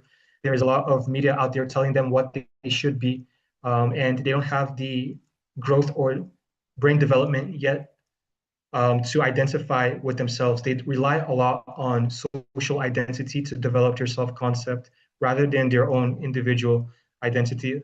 So once they rely so much on social identity, they are looking for a lot of confirmation from others. They are looking to join a lot of groups, whatever group it may be, anyone that will like them, things like that. But when you grow, you must learn to develop your own self-identity through self-image, through your self-esteem, through your ideal self, setting very good goals for yourself, believing in yourself. So self-identity is how a person views themselves. It is who they believe they are. So we have, again, eating disorders. This was touched on by Mr. Andreas in the past presentation. So an eating disorder is an unhealthy obsession with eating, exercise, or the body. Eating disorders prevent an athlete from consuming the proper amounts of carbohydrates, proteins, fats necessary for recovery and performance. So when our eating is not correct, like I mentioned before, it will affect our physical performance. And again, like I said, there is a relationship between the physical and the psychological, and that will create other psychological issues that will lead again to further physical problems. So eating disorders that athletes and footballers might face are binge eating disorders, is when you overeat, maybe to compensate for negative emotional feelings. Bulimia nerviosa, this is when you overeat and then you vomit it deliberately. Then you have anorexia nervosa. This is when you undereat. Okay, so obviously either of these or all of these are very unhealthy, because it's not going to allow you to control your macronutrients, which are your proteins, your carbs, and your fats. So again, we have substance abuse. This is the overuse of alcohol, tobacco, painkillers, illicit drugs, and other drugs. This includes performance-enhancing drugs. So this is very dangerous for professional athletes because it can lead to bans and completely destroy an athlete's career and their reputation. So we've had several players, unfortunately, that have fallen into this. And even when it comes to drugs that aren't too illicit, we have over-the-counter drugs that can also be dangerous, such as sleeping pills. Recently, John Joe Shelby of Newcastle spoke about abusing sleeping pills while he was playing in Turkey. He said that when he went to the club, because he was so lonely and there wasn't much to do in that particular area of Turkey that he was in, he said that there was only like a Starbucks and a Domino's pizza and one other place, and that's it. Apart from that, nothing else to do. He was extremely bored after training in games, so he didn't know what to do. So he started taking sleeping pills.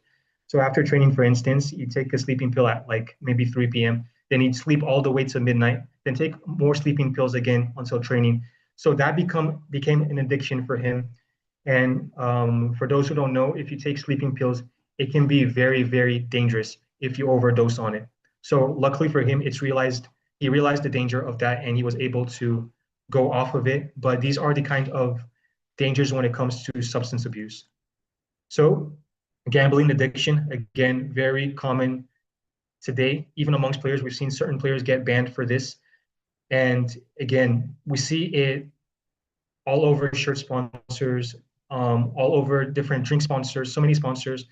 When you watch games, they tell you, oh, bet on this, bet on that. And we forget that the athletes also see these same ads, right? It's not just for people, but athletes or people that don't play sports, but footballers, they watch these ads too. And unfortunately, they might fall onto this addiction, and it might negatively impact your mental health, because now they can't concentrate on the game. Now they can't be motivated in the right way. Now they don't have the self-confidence to perform because maybe they have a bet that's going on. Maybe their decision-making is impacted because they're gambling and things like that. So again, you can see how this affects an athlete's performance.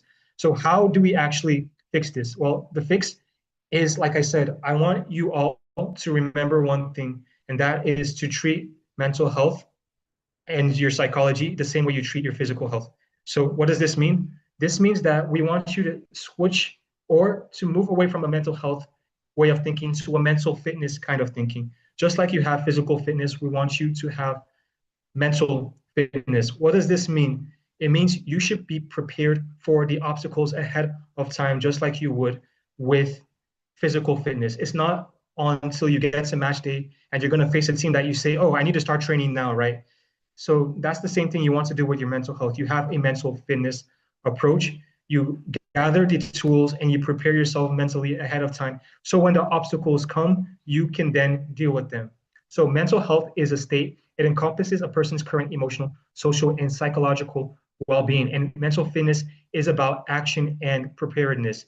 It refers to one's ability to overcome adversity through intentionally applied skills and tools, which will then create the space and environment for better mental health.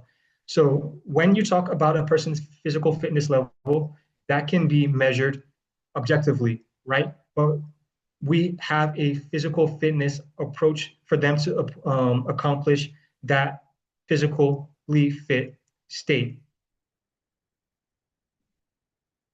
So what is important to remember again about this is that just like you wouldn't stigmatize somebody for having low physical fitness at one point and then having high physical fitness at one point, you shouldn't do the same with someone with mental health. That's why we want this mental fitness approach. When someone's mental health is low and they're feeling down, we don't say, oh, you are weak, or you are deranged, or you have this and this problem. You say, oh, you can work your way back up to that. If someone is physically unfit, you say, oh, you can go back to training and work your way back up to that. So it's the same with mental fitness and mental health, okay? It's very dynamic. It can be up at some time, and then another time it can be low. So this is why we want to switch from a mental health approach to a mental fitness approach. And when you're able to do this, you'll have a better mastery of thought, increased motivation, improved self-esteem, improved self-confidence, better navigation of emotions, increased concentration, and better physical fitness. And you can see that all of these are things that are part of the factors of high performance for an athlete. So what are the tools that you can use then? So these are your mental fitness tools. They are your mental fitness dumbbells, training equipment, just like you have your physical fitness tools. These are the things that you can use and apply as an athlete and even as a coach yourself, because even as coach, we have our own mental health and fitness to worry about. So we have imagery, visualization, relaxation, mindfulness, which means being present, reflection and analysis, building and developing your own self-confidence through self-efficacy. So you can use self-talk. You can look at video highlights and experience positive results through other people having positive results. So that's what we call vicarious experiences. You can use your own past experiences. You can use self-talk, and you can have coaches speak to you in a positive way as well. So there's a lot of things that you can do. Another thing is exercise. Again, as we mentioned, the physical correlates to the psychological. So if you can keep yourself physically fit, it's going to create the proper hormones, the proper endorphins, the proper neural networks for you to actually have good mental fitness and psychological health. So we also have goal setting, having a positive attitude, reading about mental health, fitness, and mental health, having good self-talk, positive affirmations, self-appreciation, focusing on one thing at once rather than multitasking, because a lot of us like to do that. We think that multitasking is a good thing. While it can be useful at times, it is always best to focus on one thing at a time where possible. So we have more gratitude, time management, mental flexibility. So that's being open to different approaches. We have reflection, transpersonal communication. So for some, that might be prayer. For others, that might be listening to music. And then we also have getting professional assistance. So going to a therapist, speaking with a psychologist or a counselor. And then how do we actually use this? We can use this pre-performance, during the performance, and then post-performance. So for our pre-performance skills, we pick out from that list of things we just spoke about, for instance, visualization, and use that before a game. Then during the game, we pick out another that applies to us, maybe self-talk, positive affirmations, use that during the game. And then post-game, or post-match, we can pick out some other tools like reflection and use that. Once you're able to do this consistently, you will have the tools to tackle any mental health obstacle that might come your way. So that brings me to the end of this topic. Thank you very much. Are there any questions or comments? I have a question. Yes, sir. Please go ahead. How would you tackle a situation where a coach is given maybe 3 matches to keep his job?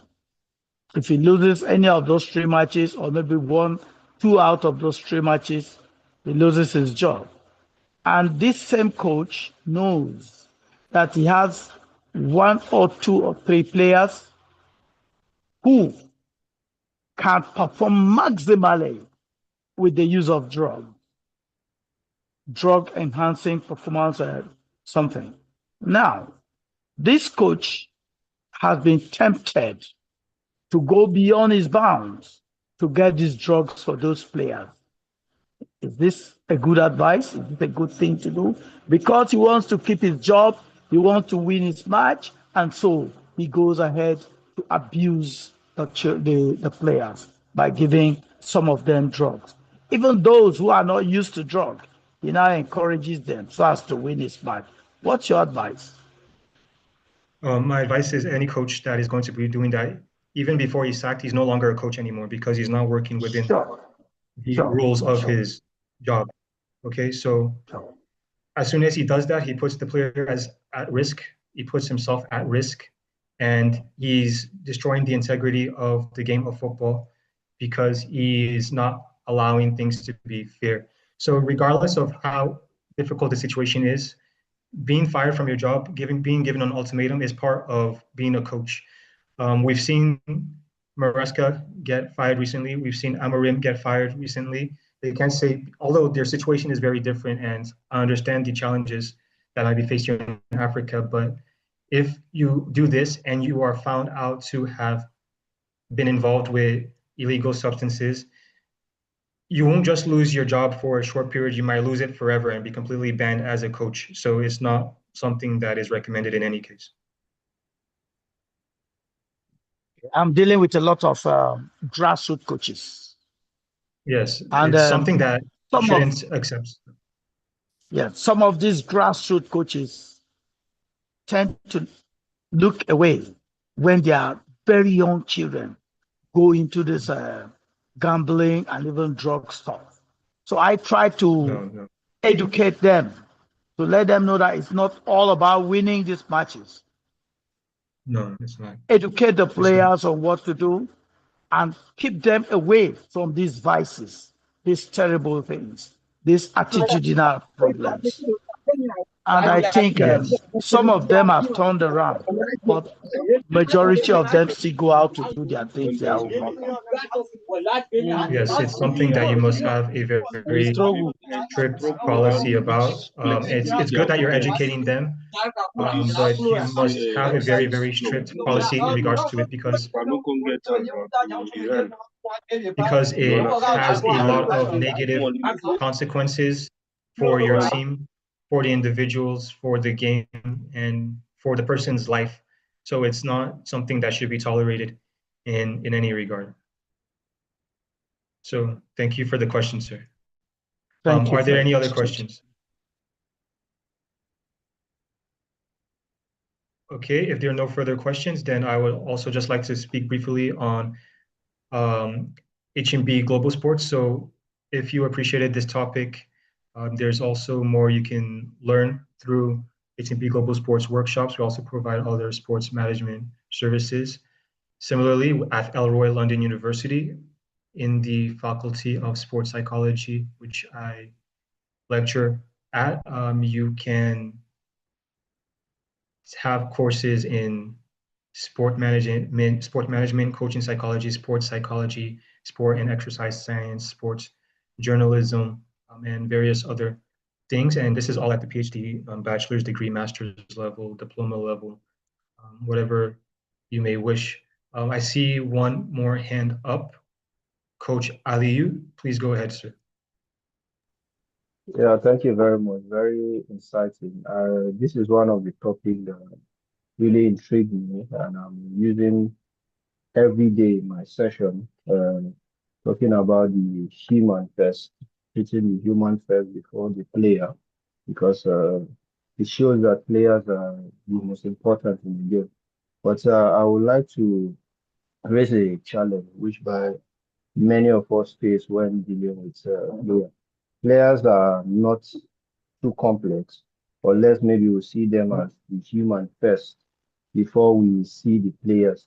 But we can coach the player, or if we ignore the human in them, we can actually see the best in them. So how do we actually deal with challenging players in terms of maybe their level of agreeableness to your team tactics, and also their way of life? Like someone I've mentioned, a player who is addicted to drugs, addicted to, because they are little to anything that a coach can only talk and mentor the player. But most importantly, they are shaped by the environment and their background where they are coming from. So in that kind of situation, and you can't throw away that player, is a very important player. How in that situation, how can you best manage that situation and also get the best out of such player? All right, thank you very much for that question, sir. So you said it best when you said that it involves culture, right? So the culture is very, very important in determining how people behave, what they feel is appropriate behavior. For instance, do you feel you can go into a church or a mosque and start swearing or start insulting people? No, right? Because you feel like you're in a certain environment that doesn't permit that. So it's the same thing for your football team. Every football team should have their own philosophy, their own culture, and that culture should not tolerate something that's illegal, right? So it's up to you to set the negative and positive consequences for behaviors that you want and behaviors that you don't want.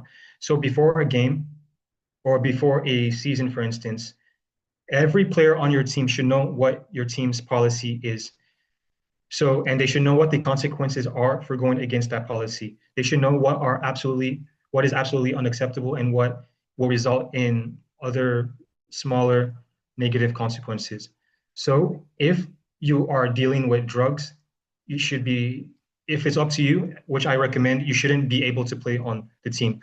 When it comes to youth players in the United States, for instance, where they do a lot of education merged with sports activities, there are a lot of school teams that will say that if you do not have this in this grade, then you can't play on the team.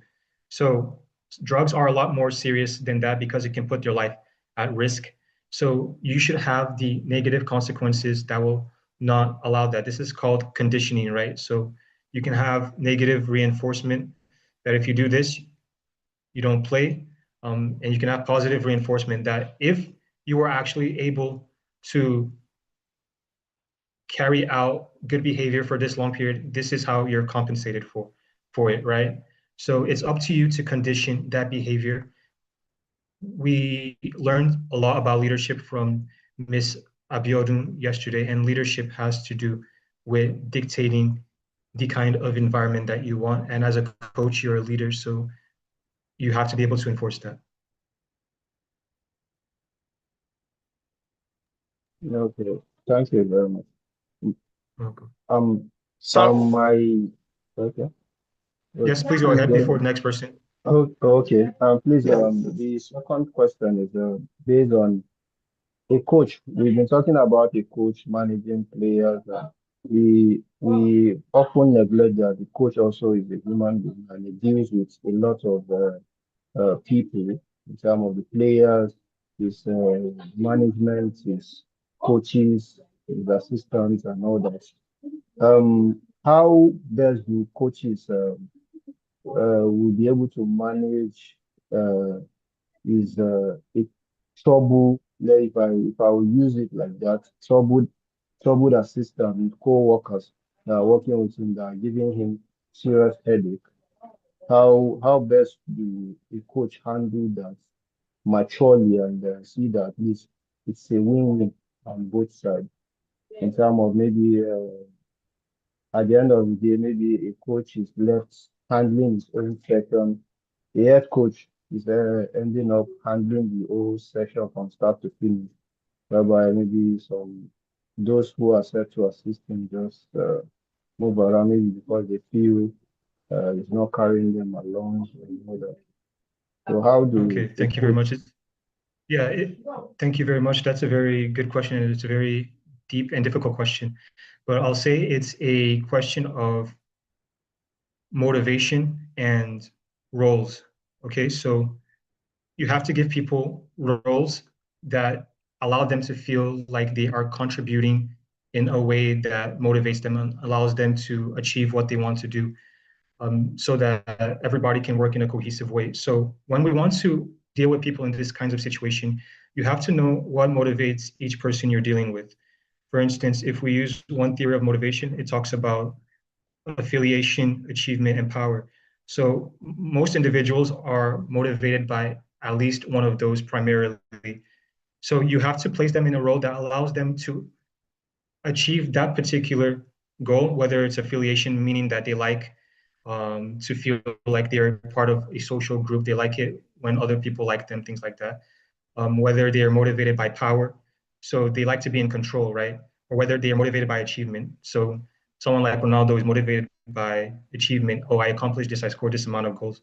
So if you're working with an assistant, give them the role that makes them feel that they're still in control, but you know that you're still in control. Does that make sense? Give them, because all they want at the end of the day is, for instance, maybe let's say they want power. Okay, if it's power that they want, then say that, okay, you are going to select maybe the players on the bench, or maybe the second team, you make the selection. Or for 1 week, you give them some kind of thing that makes them feel like they are in charge, and that will satisfy to a degree something. Again, if it's achievement that they're motivated by, then give them a role that will allow them to achieve. If it is affiliation that they're motivated by, allow them to maybe be the one in charge of group talks or something like that. Does that make sense, sir? A lot of diplomacy. Yeah. Thank you very much. I really appreciate that. You're welcome. Good afternoon. Yes, good afternoon, sir. Yeah, my name is Coach Paul, aka Naboski. I just want to answer concerning that Coach Aliu's question. I mean, an head coach cannot be the master of everything on the pitch. In coaching, it's not supposed to be like that. There's some division. There's what they call division of labor, whereby you have to, separate some for the other coaches to take part. You can't be in charge of overall. It's not possible. That's why we have an assistant coach. We have second assistant coach. We have a goalkeeper trainer. We have the fitness coach. We have the psychologist. We have the head coach. So everybody with his own work. Everybody with his own, has his own, department to face. A coach cannot be overall, even though you are the head coach. If you are doing so, the chances of you surviving or be successful as the head coach of the team is very, very hard. So I just want the coach Aliu to take note of that. So thank you, sir. Thank you very much. I think the solution there is to be very diplomatic about whatever you are doing as a coach. Yes, you're all on the right train of thought with that, and you are all correct. In fact, as I mentioned, everybody needs to just be placed in the right role. That's the key to cohesion, that everybody knows what their job is. So once you know what your job is, you can focus just on that. And once that job is fulfilling to you, you'll be happy to do it. So thank you for those contributions. Any further questions?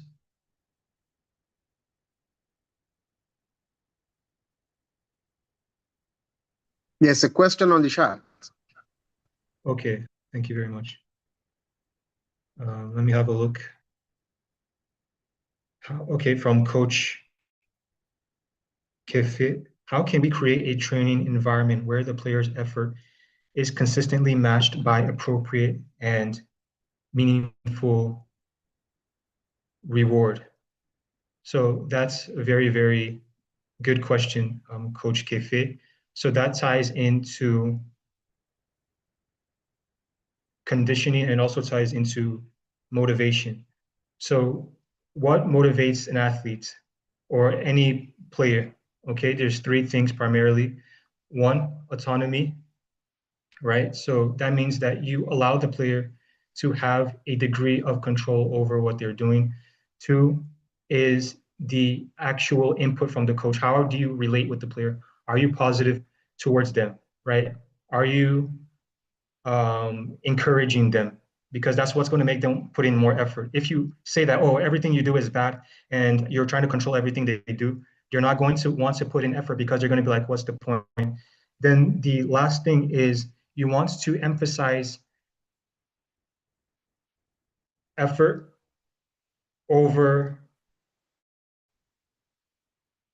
result, okay? You want to emphasize the person's cooperation over competition. So there's a caveat to this because at the elite level, you're going to want to put competition first, right? Because they are competing and result, but at the same time, you want to put a lot of effort and consideration towards that person's how much they're trying basically. And this leans in more to especially the youth level. So again, prioritizing effort over just getting whatever result is very important because the player will know that even if I don't succeed, the coach is going to like the fact that I'm putting everything, okay? Then he's going to speak positively towards me, right? You're using the right words, you're using correct feedback tools, and finally, you're also allowing them to make their own decisions. So that is the motivation aspect. The other aspect is the conditioning aspect. And how do we condition? You condition through either positive consequences or negative consequences, okay? So when we are using positive consequences, that is when we talk about positive and negative reinforcement. So positive and negative reinforcement is anything you do to get a positive behavior out of somebody. You want them to do something more. So, okay, you ran so much today. You ran 11 kilometers today. For that, you're going to get a bonus, or your training is canceled for this. You're going to get a bonus. Okay, but negative reinforcement is when you are still encouraging the positive behavior by taking away something that was a hindrance to them before. So you might say you did this thing positively, so I'm going to remove training on Monday, okay, just for this week, or we're reducing the amount of running that you might have to do for this and this training session. Then you can use positive or negative punishment, okay? So this is when you get rid of a behavior that you don't like. So this is by either adding something they don't like, which is positive punishment, or removing something that they do like, which is negative punishment. So you saw that they're being lazy. So now you're saying positive punishment is you have to run 5 extra laps after training, okay? Negative punishment is, okay, you're being lazy. Now you're going to play less minutes next game. Do you understand? So these are the kinds of things that you have to do. You use conditioning and you try to use proper motivation methods. So does that make sense, sir?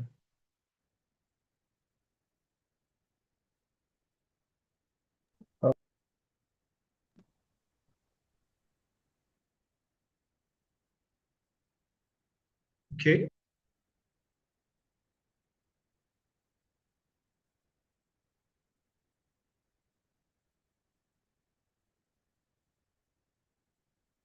You said, thanks for answering. I would love to see it from psychological issues that often appear when effort and reward are not aligned. Okay, so you also like to know when effort and reward are not aligned. I think from a psychological perspective, this should be something that you try to prevent, okay? Because if effort and reward are not aligned, that means that whatever that person is trying to do does not actually align with their goal. So the only two things you can do is you either try to align that person's purpose with what your own purpose is. Maybe you want them to be someone that loves the club so much, like what Jurgen Klopp did with Liverpool, right? Okay, this club is above everything, the fans, this and that. Then their effort is going to start to match what they want to achieve, okay? Because you're trying to create some kind of reward, some kind of positivity that aligns with their goals. If that doesn't happen, then there's going to be no effort. Okay, so it's something that is psychologically very, very difficult to do. That is essentially what motivation is. It is when someone's purpose aligns with their task. If someone's effort and task doesn't align with whatever reward they expect or purpose that they have for themselves, your motivation is going to be extremely low. So it's something psychologically that you should try to avoid.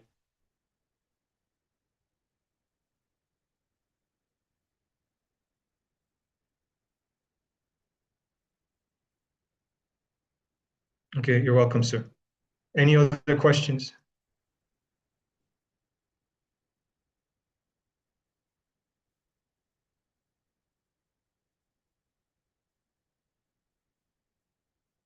Okay, if there are no further questions, then thank you again, everybody, for the participation. And thank you again to African Coaches Connect and to Coach Eldred Sonju Ape for the opportunity. I've really enjoyed speaking with all of you.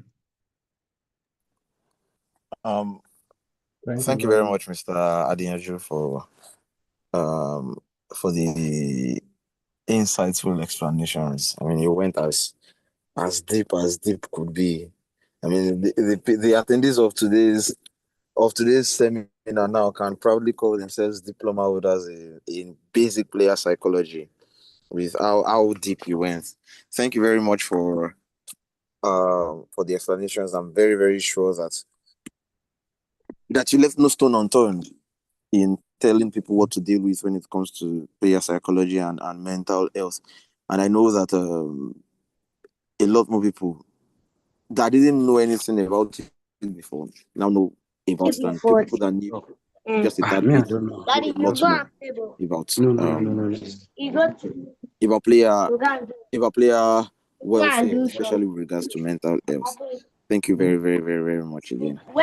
So guys, we'll be going on another break now, and while we prepare for the last two sessions. So the last two sessions, second to the last session will be anchored by Mr. Austin Popo. Mr. Austin Popo is an ex-international.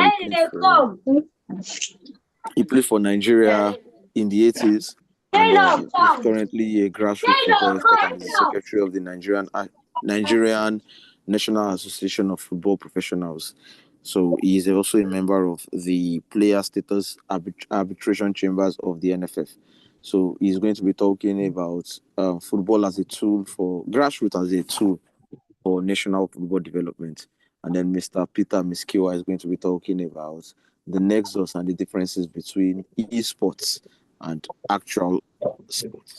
So we're taking a break now to come back by 4:15.